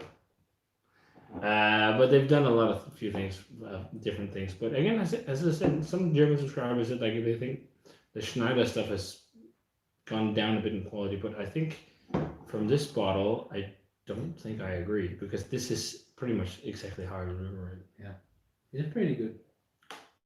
But maybe they changed the recipe on some of the other Weizens. I mean, it's a Weissbier brewery. They only do wheat beers. So maybe they have like because there's the Original, which is a slightly darker Weissbier, and then they also have a blonde Weissbier, which is like a regular Weizen. But if you talk about some of the classic Weissbier breweries, there's two that I've always said produce the best, and so many people come to me if we talk mostly classic geeks and we talk about stuff like this. They always mention Erdinger or Paulaner, and I'm like, no.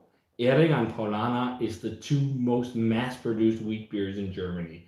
And I know Schneider has also gotten bigger over the years, and Weihenstephan as well. But if we talk dead-on classics, Weihenstephan, Schneider.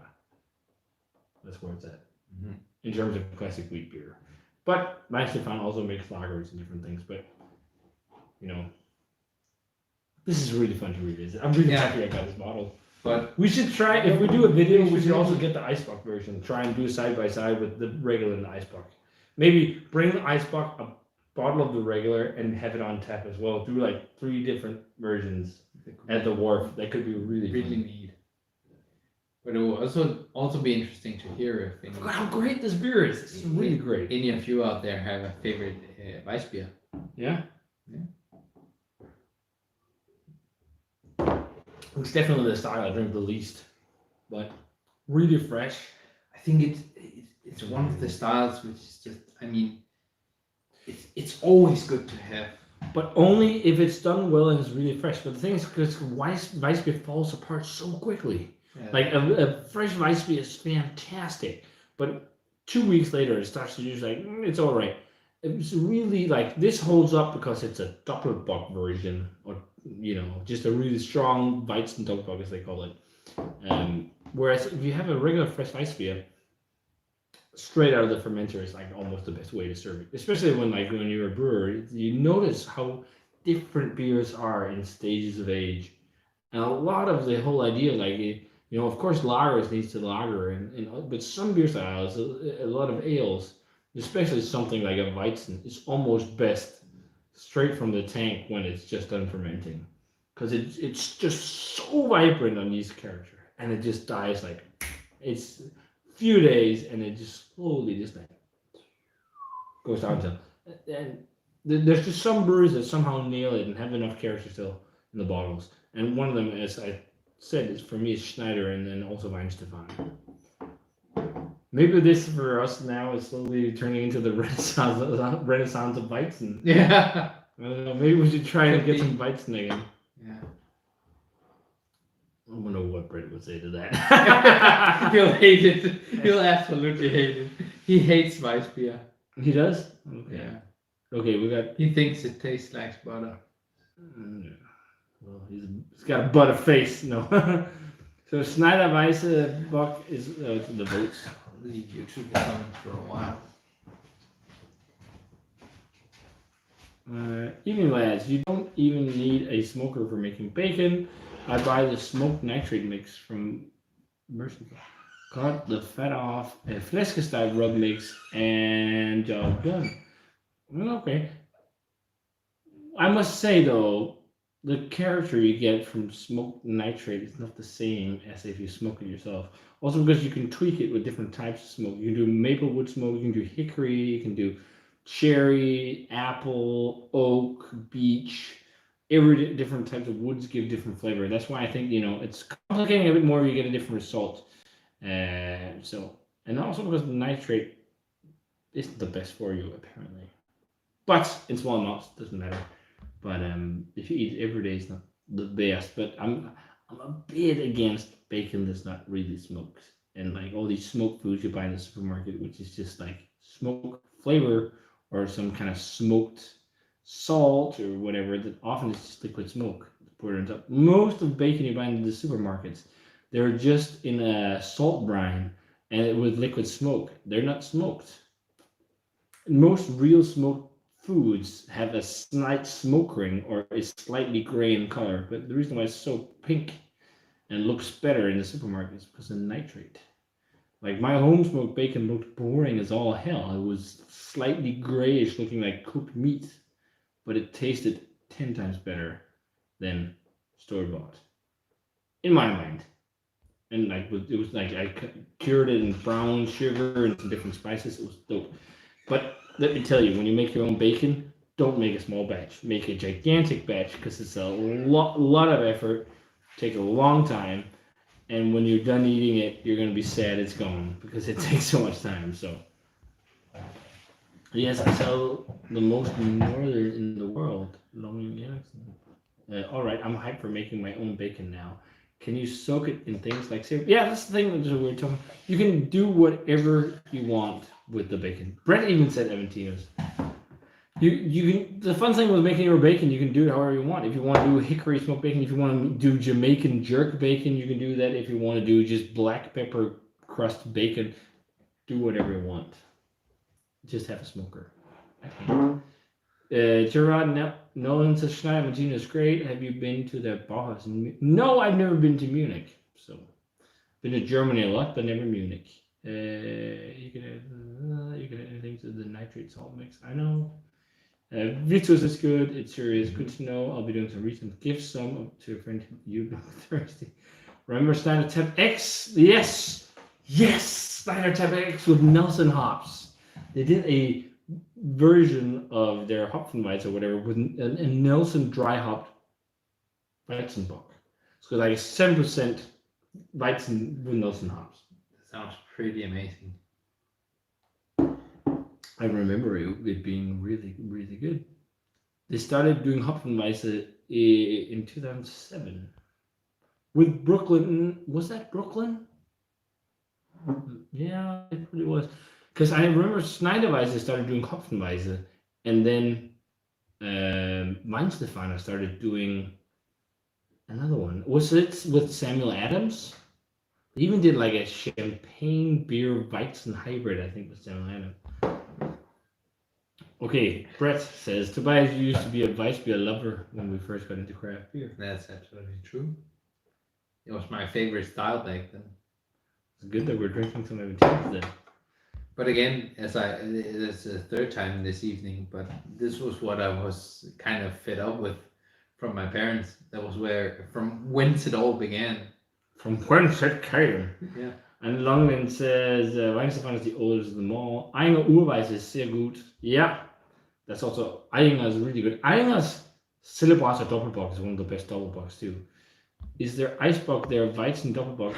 Yeah, so what they do is they do this with the Eisbock and then they just freeze it. And then you have an even more concentrated version, so it's the Eisbock. And I think it's like 12%. It's not crazy strong. People have gone more nuts with Eisbocking, but it's traditional Eisbock German beer. And that's why I think it could be fun to do the tap, bottle, Eisbock. Just to see the difference. And maybe talk to Snyder and see if we can get a other variant, like if they've done the barrel stuff again. Because I still know some people there. All right, everyone. It was fun to hang out, but I'm gonna go buy some beer and get ready for the Denver Nuggets game later. Cheers, Massive Attack. Thanks for tuning in. It was fun having you. Hope you're having fun in Colorado. Prost. It almost sounded like what's his face, the actor who talks like very weird. He's in Batman. The old movies. He's also in the music video. He speaks like that kind of. What's his name? No, you said Prost. What the hell? His name. He's got Hoya Tinninger. What's his name? Crap. Hair like me. He's in the. He's got hair like me. Can you start the phone? What the hell is that song called? Does it left? And does it? I completely forgot now. keep the live stream going because I want to figure this out. You can actually talk. You don't have to sit and just dance. Oh, okay. I thought this was a dancing ham. No, it's... Why? I don't know what I'm why are you doing. looking at my mail? I'm not trying to look at your mail. I'm just trying to work this out. What's his name? Then you just. I like how long is there. It's Christopher Walken. That's right. So what I meant. We're gonna come. Do you guys ever do drugs? No. We're doing drugs right now. It's called alcohol. No, but otherwise no. And silence. People left the share as soon as I mentioned drugs. The answer is no. But yeah, it was Christopher Walken. But no, this is really good. So we have the other bock too, which is from Meine. And Meine is also a very famous classical German brewery. Again, their most known beer is their Doppelbock. Cinnabosel. Have you had it? no. But in general, they do really nice beers. So that's what we're going to have next. So I'm going to go get it. And you can tell us what your least favorite German beer style is in the meantime. And you can't say Aufbier already. Okay. Well, that might be it. Is that your least favorite? Yeah, it absolutely is. So I guess I'm left on a very shallow cliff here. I'm trying, but yeah. So as you might have found out by now, my two least favorite beer styles are Rauchbier and barley wine. And we have a question or a comment that says alcohol free. I think that's a bit with mixed feelings for me. I have had some great alcohol free beers, especially the Mikkeller ones. Drinking in the sun, for instance, I think that's actually very decent. For an alcohol-free beer. Yeah, it can also be done very horribly. It's absolutely true. Then we have one more comment. Just gonna scroll to see that. Eyinger Celebrator is great. Yeah, I'm not sure what we have here. I've never had that. This is the Eyinger Winterbock we are having right now. And I'm sure Peter could tell you a lot more about that. I can say that it contains water, if you didn't know. It contains some malt and it contains hops. Who would have guessed? It is beer after all. Yeah, and then it has the Bavarian flag on it, which I guess means that it's brewed in Bavaria. Yeah, so yeah, it seems like it's brewed in Munich. Yeah, half a liter. No. Yeah, and it has a really nice bottle cap, like a small city and a lighthouse. That looks pretty good, pretty great. You're talking about the Winterbock from Eyinger. Yeah. And I've shaken it good and thoroughly. You shook it. Thank you. Yeah. 28 likes. Let's get 2 more likes more if we can. We're down to 19 viewers, but maybe it's because people are leaving because it's getting late and whatever. It's also been streamed for 3 hours already. And but this is also the last German beer. But yeah, we have another bonus beer. But you asked me what my least favorite beer style was, and it's pretty much a low cliff to leave me on. There's not much to talk about. People already know it. Yeah. They know it's barley wine and Rauchbier. Okay. Winterbock time. So Eyinger is also a very classic. That was terrible. So Eyinger, classic brewery. They are in Bavaria somewhere. We have already talked about that. Just pour the beer, goddamn. Okay, how about you take it easy there, soldier?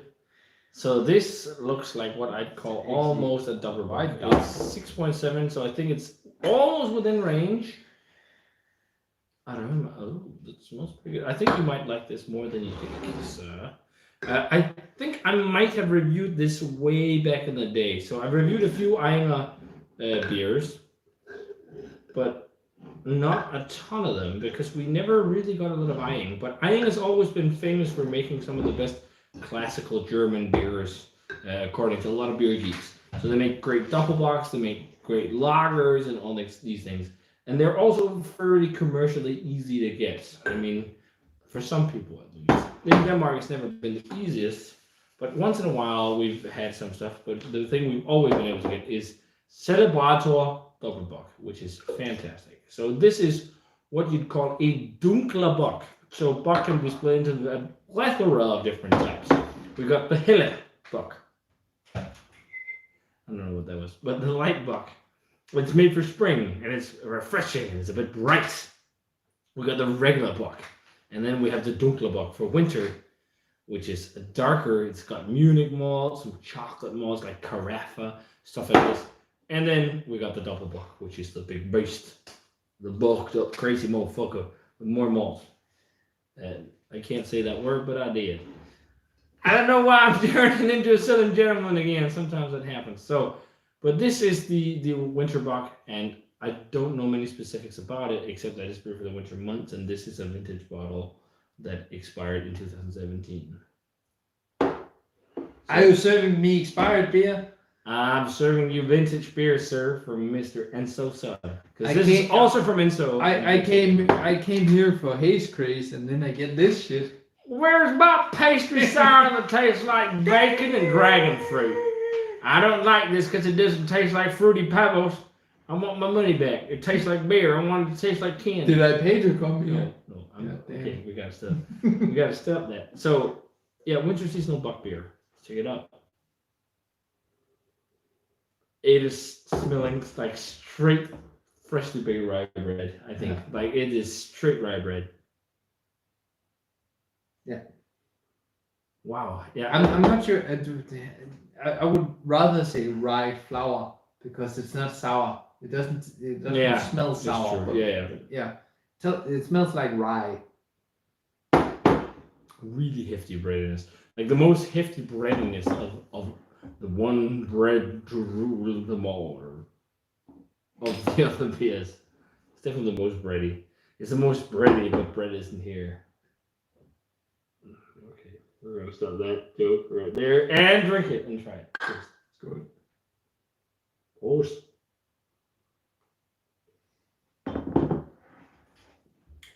Wow, that's really nice. Very toffee. It's almost like on the edge to be like a porter or something. Yeah. that was exactly my thought. What was your? Whoa!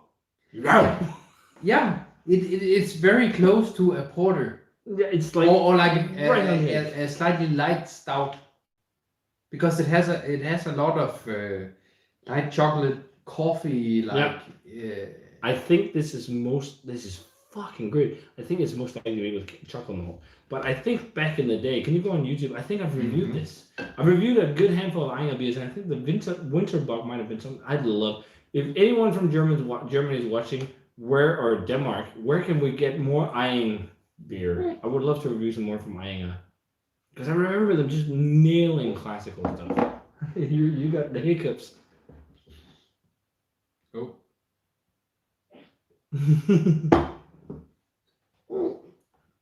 You got the crazy hiccups. Nope. Really big, like I see the chocolate thing too.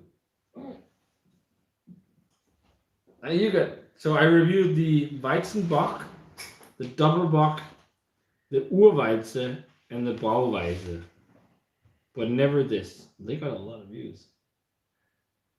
You're trying to keep the hiccups down. That's not how it works, sir. So let's just quickly. I love the thumbnail for Oktoberfest. It looks almost like it's edited into the thumbnail. Your what's that called? Seal. I don't know what's called in English. We could have done a better thumbnail. Seatbelts. Seatbelts. Fuck. Sorry guys, I'm just trying to find info on the winter buck. So you got the craziest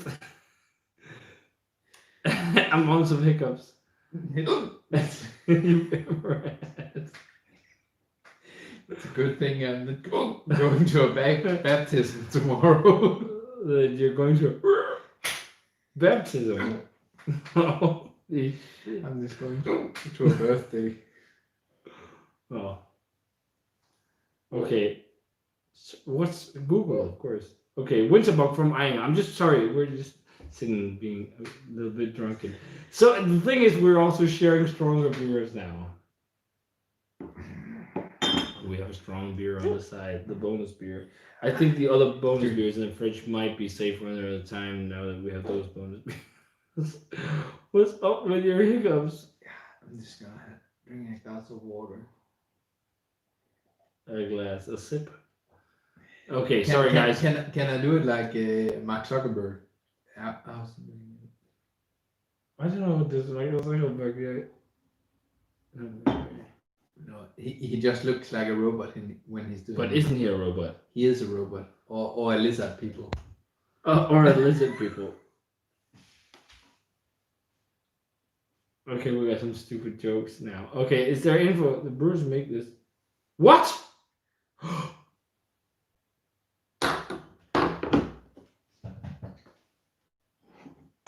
What have we discovered? This is the same as the Doppelbock, but in a bigger bottle. According to Rate Beer, so fuck Rate Beer. Okay. Huh. I'm sorry for not talking more. I'm confused. Why would they ever do the Cinnabottle and then this Winterbuck? Cinnabottle. This is only 6.7. Cinnabottle, isn't it stronger? Maybe Untapped got its facts straight or wrong. Or straight or wrong. Or whatever. See here, a Cinnabottle. You can also use the app I have installed. I didn't know you have that. See if they're the same strength. That's what I'm curious. So it's the same beer? No. It might be right. What? This is 6.7%. And so it's the double bucks in a bottle. So maybe they just released this for the winter. But there's no info on the bottle. We've been cheated. We've been What is this fucker-doodle? What? I don't understand. Absolutely bamboozled. We've been bamboozled. This is research for another review, yes. But what the fuck? What the fuck going on here? What? No noodles. Nooder here. Hey, you be nice. Ain't no nooder in my cup. Maybe that's why we think it's so good, though. Yeah. Maybe it's because it's one of the best Doppelbocks in the world, just disguised as their winter buck. But why would they do that, though? Produce one all year, and then when it's winter, just slap this on it and put it in a bigger bottle?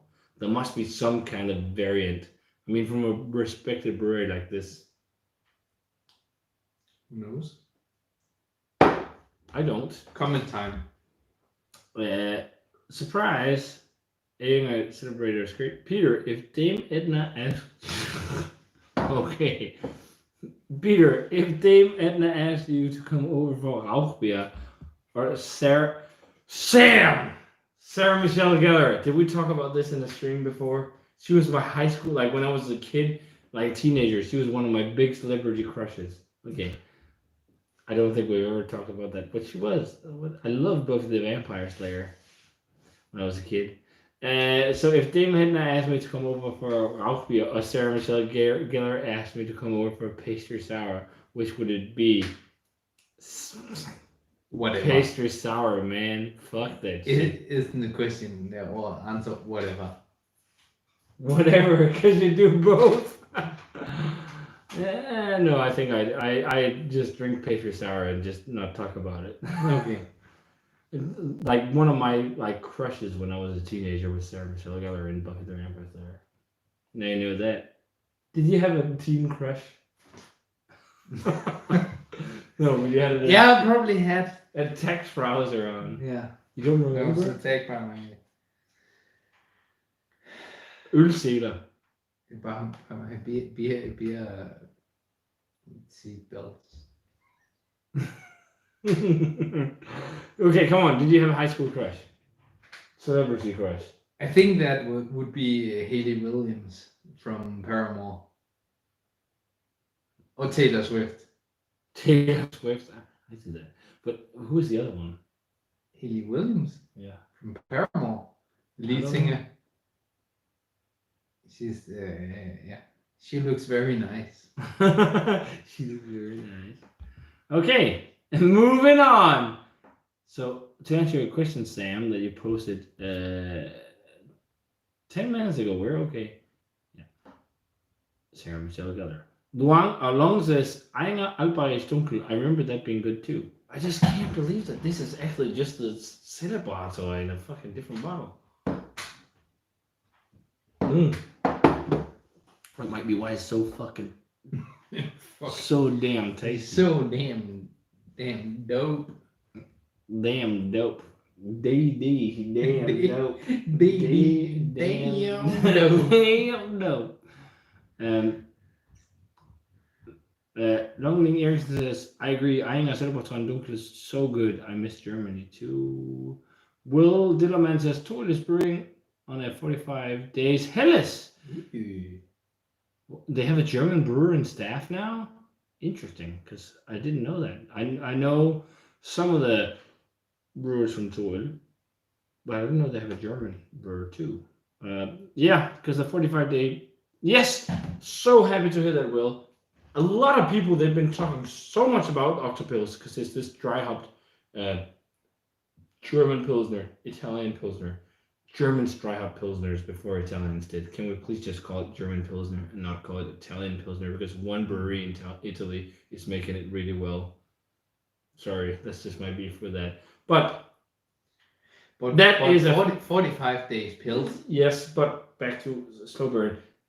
Their Octopils is fantastic too. Mm-hmm. But 45-day pills from Tool is amazing. And the fact that the organic Pilsner. And the fact that they're making Helles, that would be really fun to try. That would 45 days organic Helles. That My would be Pilsner, I worth also the age price. for at least 30 days. Pills not dead. Which is also one of Denmark's best pilsners. Don't say that. Okay. I can't say that. No. I'm not sponsored. No. There's technically not only my beer, it's also Tom's beer. Yeah. Because Tom had a big part in making that beer. Mm-hmm. But we're changing the subject because I don't want to talk about my own stuff. No. But okay, that's really cool. I'm looking forward to that. Yeah. Because as I agree with you, Will, I think And I think 45 days Pilsner was like underrated compared to Octopils. For some reason, it just didn't catch up with. And the stuff we have seen coming out of Toil's new facility. City has been really good. Yeah, it's been really good. It's definitely an improvement from the contract room they've done so far. Yeah, completely agree. So rock that block. I really want to try the unfiltered Dunkel. Have you tried it? Just that. I got a kuldegysning. It's like, what? You had a Twitch. But we're not on Twitch, we're on YouTube. And people are talking about, suspenders. That's what it's called. See. Brett, you're not drinking double box, so you can go fuck yourself. Oh, I can't say that on my own stream. Actually, I wasn't thinking I'd be this tipsy, but I think I'm more. I think my favorite thing in the world is undersættelse. Yeah, it's like translations that is going wrong. I think one of my favorite episodes in my life was when I was studying in Sweden, and I was studying with the guy from Australia. And obviously, he didn't speak Danish. Why would he when he comes from Australia? And I was sitting in that we were studying together, and I was talking about these light bulbs, and I was talking about light pairs. Because a light bulb and a pear is called the same thing in Danish. So I was talking about how we need to change the pairs. It's like we have a problem here, but all the pears hanging in the ceiling, we need to change them. It's a problem with it. The pairs are broken. The pears are broken. I'm sorry, but the pears are not doing too well. Shit. Shit. That's the peak of my life so far. Your peak was a story of pears. Yeah. Rape beer. What? See, according to Untapped, the Winterbock is 0.3% under the double bock. Okay, but when I just looked on rape beer before, it said it was the same beer. Winterbock is from November to January. Celebrazza is Lent beer, available from March. Okay, so maybe not the best. And like I says, typical beer is distinguished by dry hopping, though. Yeah, but a lot of the German brewers have slightly dry hopped. Like a lot of killer beer is slightly dry hopped or late hopped before it's carbonated. It's almost the same thing. It's like Orval is also dry hopped. Classic beer's done it before. Best Danish Pilsen right now is 45 days in Waldpils. Waldpils is so dope. Waldpils was amazing. Lol. Peter, what brewery are you working at? Søgaards Bryghus and Two-Face Brewing in Aalborg. Yes. And our beer doesn't really get outside of Aalborg. Yes. So. No. Yeah. Right now we have a new series in New England IPA that's been quite successful. A fun thing to see this old school brewery that I work at is that our New England IPA, our first one called Flight of Icarus, is starting to sell as much as our house Pilsner. We're starting to brew 1,000 liters every month. And I love it. That's your recipe, isn't it? It is, but you don't have to say that on. I don't have to polish your crown. No, because I don't like that stuff. But yeah, and the fact that we sell as much as our house Pilsner, I think it's almost there. I think it's fair to claim your success once it's there. Yeah, but I'm not the type of guy who really likes that stuff. No, fair usually. enough.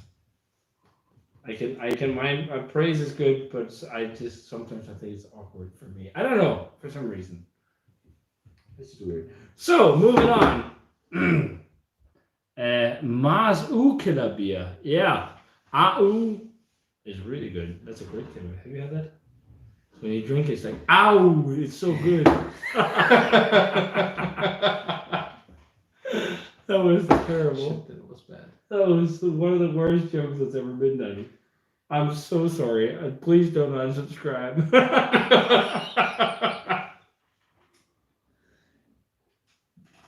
Colin is drinking Toppling Goliath. I'm so envious. Sosis. Man. So, okay, guys. We have a question right now. What do you want to see us drink? This is the last German beer, technically. But we have a bonus beer. We're not going to pour it in here. But he's annoying. Yes, he is. Do you guys want to see us taste some surprise beer that we talked about earlier? Or do you want to see us drink an IPA? I know it's not the surprise beer you kind of know already, but I have an IPA surprise beer too. I'm not surprise beer, but damn. It's 5 days old. And Tom said we drink it. He would just wanted the Nordenfjord style.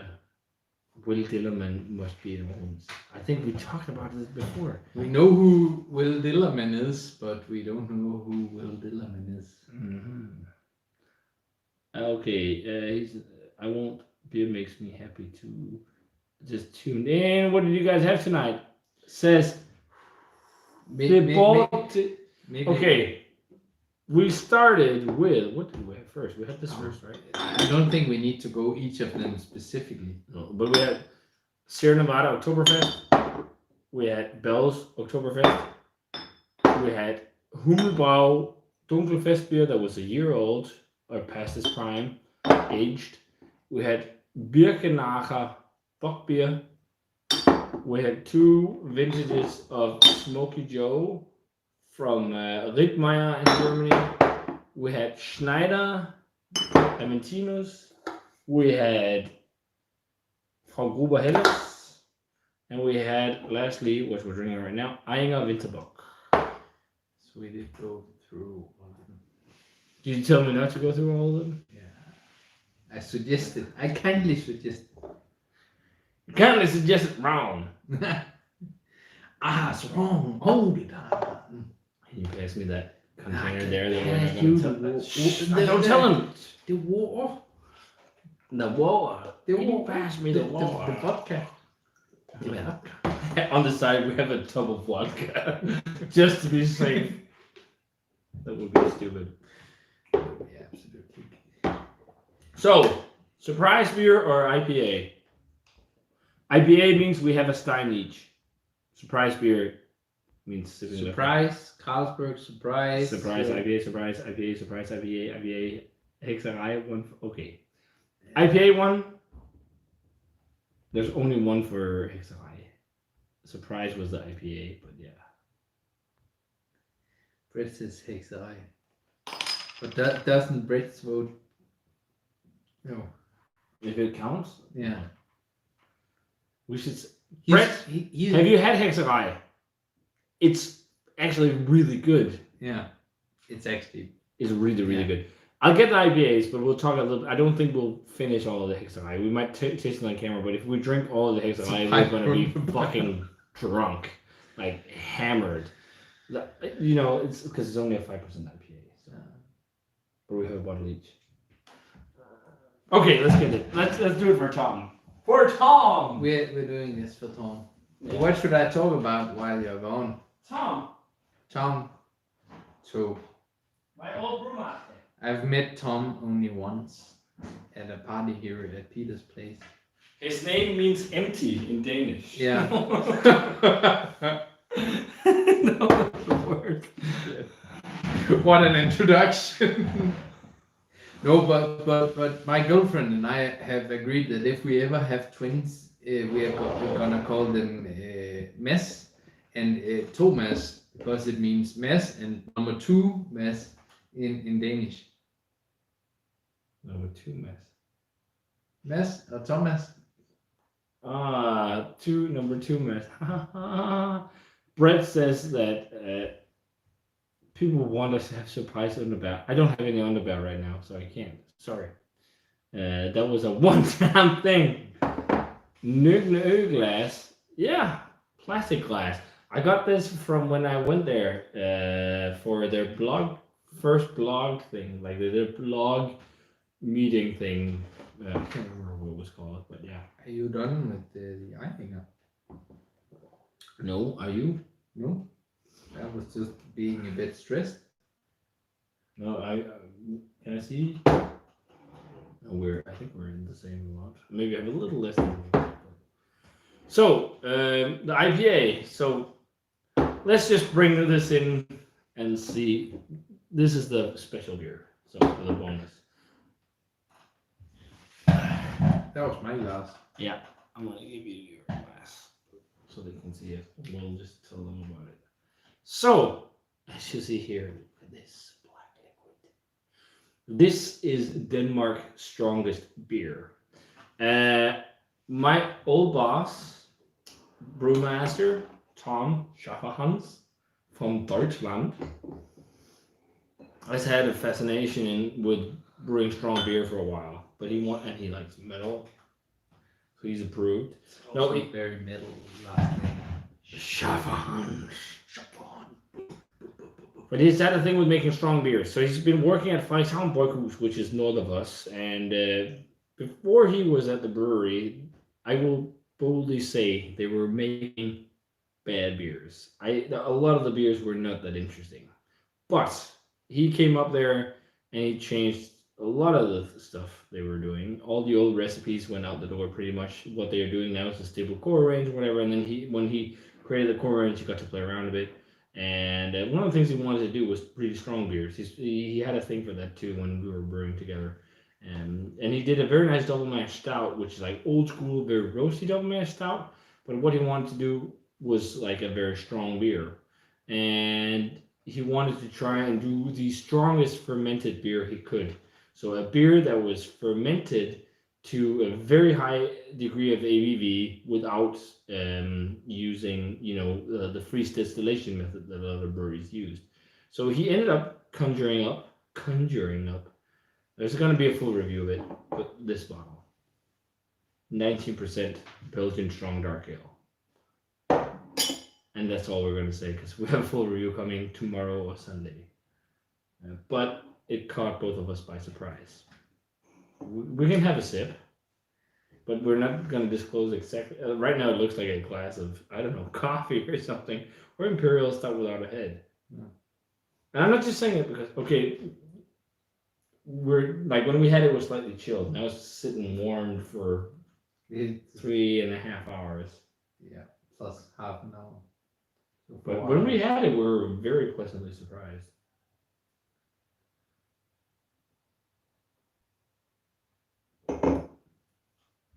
It's more boozy now, but it still has the same pleasant complexities. For a 19% beer. Yeah, it's very well done. Yeah. But that's all we're going to talk about it because it's going to be a full video. But if we drank this now, we'd be rolling around very soon. And some of us has to go to a birthday tomorrow. Some of us have to have a tour. Their brewery tomorrow. But yeah, kind of hate so I quick shout out, look for the full review. But Tom also gave me this, which was tapped, he said 5 days ago, so 6 days ago now, which is this IPA called Bankspo IPA. So this is a bonus, we get a bottle each way. It's a 5% IPA, 5.8. So and I think Bankspo is probably the park in Frederikshavn, isn't it? Most likely. I don't know. I haven't. It's Frederikshavn is a city. I haven't been there much, so. I lived there. But he said that you lived in Frederikshavn. Yeah, for half a year, while I was Why? in the Navy. Oh, interesting. Did you finish the box? No. Okay, I just wanted to make sure before we start pouring. But I think I'm pretty sure Banksbo is the park in Frederikshavn. Yeah. And I'm pretty sure I had many jogs through Banksbo Have. But what he says about the beer, the big thing he told me is like what the tapping system they have now when they produce these IPAs is that the biggest difficulty is trying to make IPAs without any oxygen because they do bottles and they do get oxygen in some of them. And also in terms of hopping, this is made for a more general audience, so it's not much more than 5 grams per liter. So it's it's not going to be crazy hot, but it's very fresh. Again, it's 5 days old, so it's probably not going to be very green. But he just said, don't expect this to be crazy as if you had Hexarai, because it's supposed to be crazy. This is just more for the audience of people who lives in the city. Mm-hmm. So, and it says on the side that it's got traditional West Coast bitterness and Citra and Amarillo hops, but it's not Citra and Amarillo hops in this batch. He changed it, but it's not on the label. But yeah, I think he said did he say Strata? Oh, that's very new school. I'm not entirely sure. I have so much beer information in my head, so maybe that wasn't it. He definitely changed up. Beer formation. Beer formation. Most of the information I remember was the main information about all this. But there was we were just talking briefly about all the things. But you ready for an IPA? Yeah, I need to finish this first. You have another stein you can drink it out of. I can drink. Just do stereo. Stereo drinking. Oh, it smells heavily like smoked malt. Yeah. I don't know. Should we drink the Winterbock first? Yeah, we should drink I the think Winterbock so. first. We'll take a chill pill. Yeah. Surprise on the answer bell. some comments. Please, no. You need good. Didn't have the. No, didn't try. Brett didn't try it. Brett, you should actually try Hexalite. It's really good. It's really good. I can play some Kim Larsen in the background in the break. Pause. Oh yeah, sorry, Gavin to Mountain. I like bitters, but Gavin to Mountain is overrated and awful. But by all means, be my guest. People will think heavy metal Hess. We're gonna break out the Hess. No. Yeah, gin Hess. No. It absolutely is. We recently finished a live stream with dumping a shot of Underbat in Warpix immediately. Yeah, that was harsh. I remember that live stream vividly. Terrible waste of good beer, but hey, it was fine. That stream was so much fun. Been drinking Ninja Spot all night long. Got my buzz on. My favorite supermarket go-to beer. Dude, Will Dillerman, Ninja Spot is great. Watching people suffer consuming terrible liquids usually is. Yep. Yeah. Cheers and bock beer.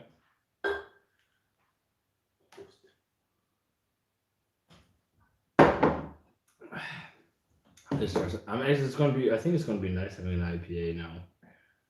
If we finish it, because we've had a lot of strong bock beers, and we'll be going for 3.5 hours. But are you ready for Tom's Franksville IPA? Only 5 days old. I think I'm getting a little bit drunk. Okay.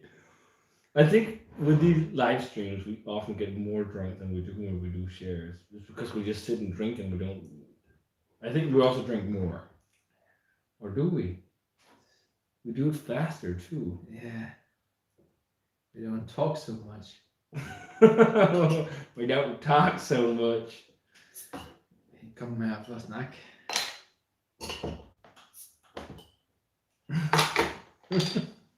We come here for a snack, was that what you said? Okay, are you ready to try this?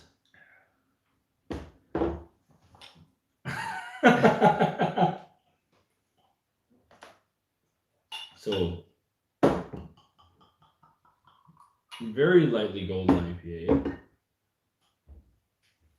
Almost looks like a Pilsner.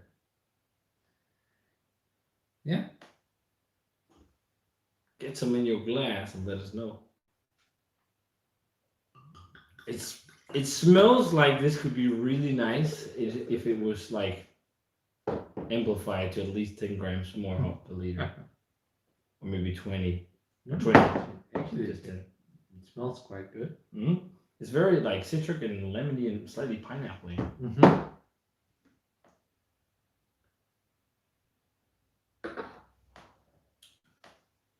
It's got a decent bitterness. But it just, like, so the beer elections that just happened that was terrible, if they released something that was just kind of like this, where they work with other breweries, I'd been much more appreciative, but it's all right. It's got some bitterness, but it just it lacks the punch of hop flavor. But I guess that's just, because it is 5 grams per liter. But it is quite bitter. It is quite bitter. It must be like at least 70 IBUs. Maybe 50. But it might also be just because it's meshed, so it's dry. So you get more dryness, and the dryness helps accentuate that bitterness. Mm-hmm. It's only 50 IBUs. It feels drier. So I think it's just because the mashing is lower. So you get like more dryness. And then you have the IBUs as well. But it's not like overtly aromatic. That's a big beef. The only big beef. And that's what Tom told me to expect. Don't expect it to be crazy aromatic. Just expect like kind of lightly hoppy IPA. Kind of like, I don't know, core range hoppy beer. Yeah.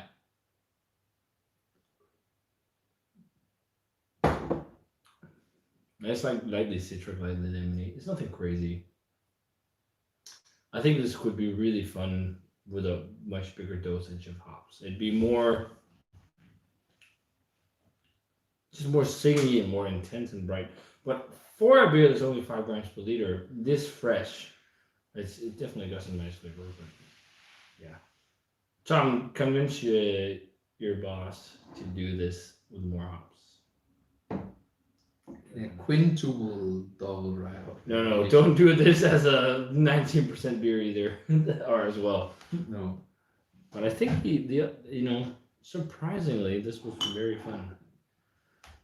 So you're quiet, Tobias. Yeah, I think I'm getting a little bit drunk. Okay, well maybe we should start thinking about cutting it. Start stopping. Yeah, start stopping. Well, we've gone 3 hours and 40 minutes, which I think is definitely good for a stream. So yeah, you ready to cut it short? Is it short now? No, it's not short. It's just cut it. Not short. We've been going for a while. 3.4 hours, totally enough. Let's get the last comments. Ja. Jeg kommer her for at snakke. Brett, du kan bare sige, fordi du er ude at spille musik, din satan. But thanks, guys. Der er nogen af os, der har et ordentligt arbejde. Okay. Well, sure. No. But No, we're just making fun. yeah, we're just playing around with Brett. So thanks to Tom for tuning into the Oktoberfest themed live stream. I think it's a good idea we stop right now too, because I can feel that I'm getting tired, very tired. I was up very early, so sleeping right now is going to be a joy. And you're getting very drunk, so that's a good combo. But thanks a ton for tuning in, guys. This was another fun live stream, German themed. If you have an idea for next theme for a live stream, let us know. I don't know. Do you have a good idea for another theme? Masks? We have to wear masks anyways now. Masking flavor? No. No, but I think we should pretty soon do foul beer tasting. It's been a while. Okay, the foul beer tasting extravaganza done live. That was a great idea. Yeah. Then we just need you guys to find all the shittiest beers you can Yeah. and send them to Yeah. us. And we're going to do it live. Drop them in the comments. And we're going to get like a proper camera set up and shit. And then get everyone who's been in the videos before and do it. And then people just going to drink. Then the whole team. Yeah, and throw up and all like in the old videos. The whole fucking team.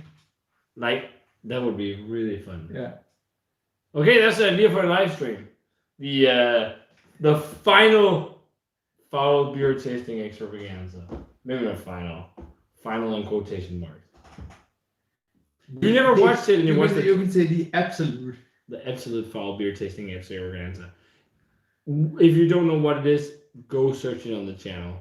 It's where we reviewed shitty beers and we've done like shitty beer blends and all kinds of crap. But live, that could be crazy fun to do if we get everything hooked up right, because we can do it. Because I know we can get the camera to work with the computer to make it, work instead of just the phone. We also have a camera guy. Yeah. So that could happen. But I hope you guys enjoyed it. Will says, love these streams. The best beer streams on the tube. Looking forward to the Christmas calendar. We're also doing Will, that. thanks so We're much. also doing that. Yeah, we're doing that, man. Yeah, that's right. I forgot that we did that. Shit. The Christmas calendar. Why did we start that? That's like the low point of 2019. But the thing is, you were the one who did the best. Before we end, how did you survive? I gave most of my beer to the cameraman. There you go! And Brett was right. Brett is everyone he's met. He's like, yes, because Tobias gave most of his to the cameraman. It's so true. Because in the end of the video, I'm just talking like this, and Brett is like, just like, and you're just like, yeah, I think it's a good beer. It's because you share with the cameraman. It's cheating. But I think the idea with making a foul beer tasting live stream was a great idea. So let's try and get that in the works. Try and see what we can conjure up and do like a massive live stream. But it's going to be difficult to do because everyone's going to talk at once. But we're okay. Let's try and look into it. That was a great idea. So always fun. Long says it's Thanks a ton for tuning in, Long, and thanks for the beer mail too. And bad beer easy. Just go to my local brewery, Skolist. Is that your local brewery? No, it can't be, dude, because they're based in Poland. I've heard. The Skolist you buy in the supermarket is made in like Poland or some stuff. But there is an actually brewery in Haskon in Copenhagen. I don't know how the beer is though, so I'm not gonna comment on that. And Sam says, like you said in another stream, I reckon you should do a live stream from my brewery. Yeah, maybe.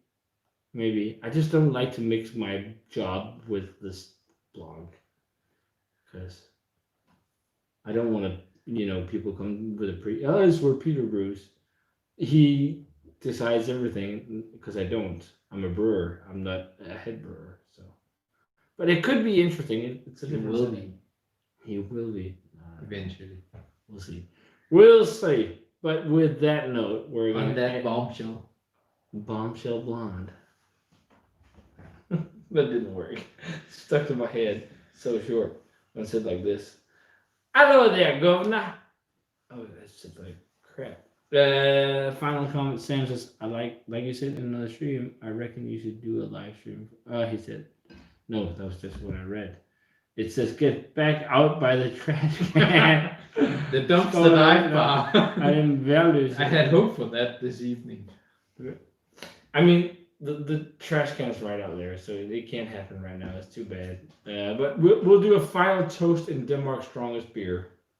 You ready? Sure. So cheers in Keine Hexerei. Review will be up tomorrow or Sunday. And yeah, thanks a ton for tuning in, guys. It's been fun. Again, a long stream, but it's been great. We'll do, another one soon, at least in a month, I guess. It takes a month per stream, it seems, but it's fun. And it's fun. Thanks for being so interactive. Yeah. It's always great talking to you. Yeah, it's really nice to have some comments to. I feel like my head's just like crazy weird. My head is taller. But yeah. You just have to do fucking dashing. Did you just say that live on air?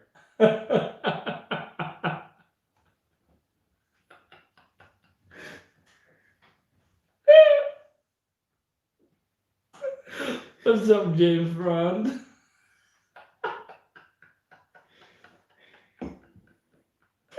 Sorry. Good. And last comment. Kisses and horns. Kisses and horns, demons and thorns. Cheers. Master Puppet signing up. Prost. Say no to bad beer. And drugs.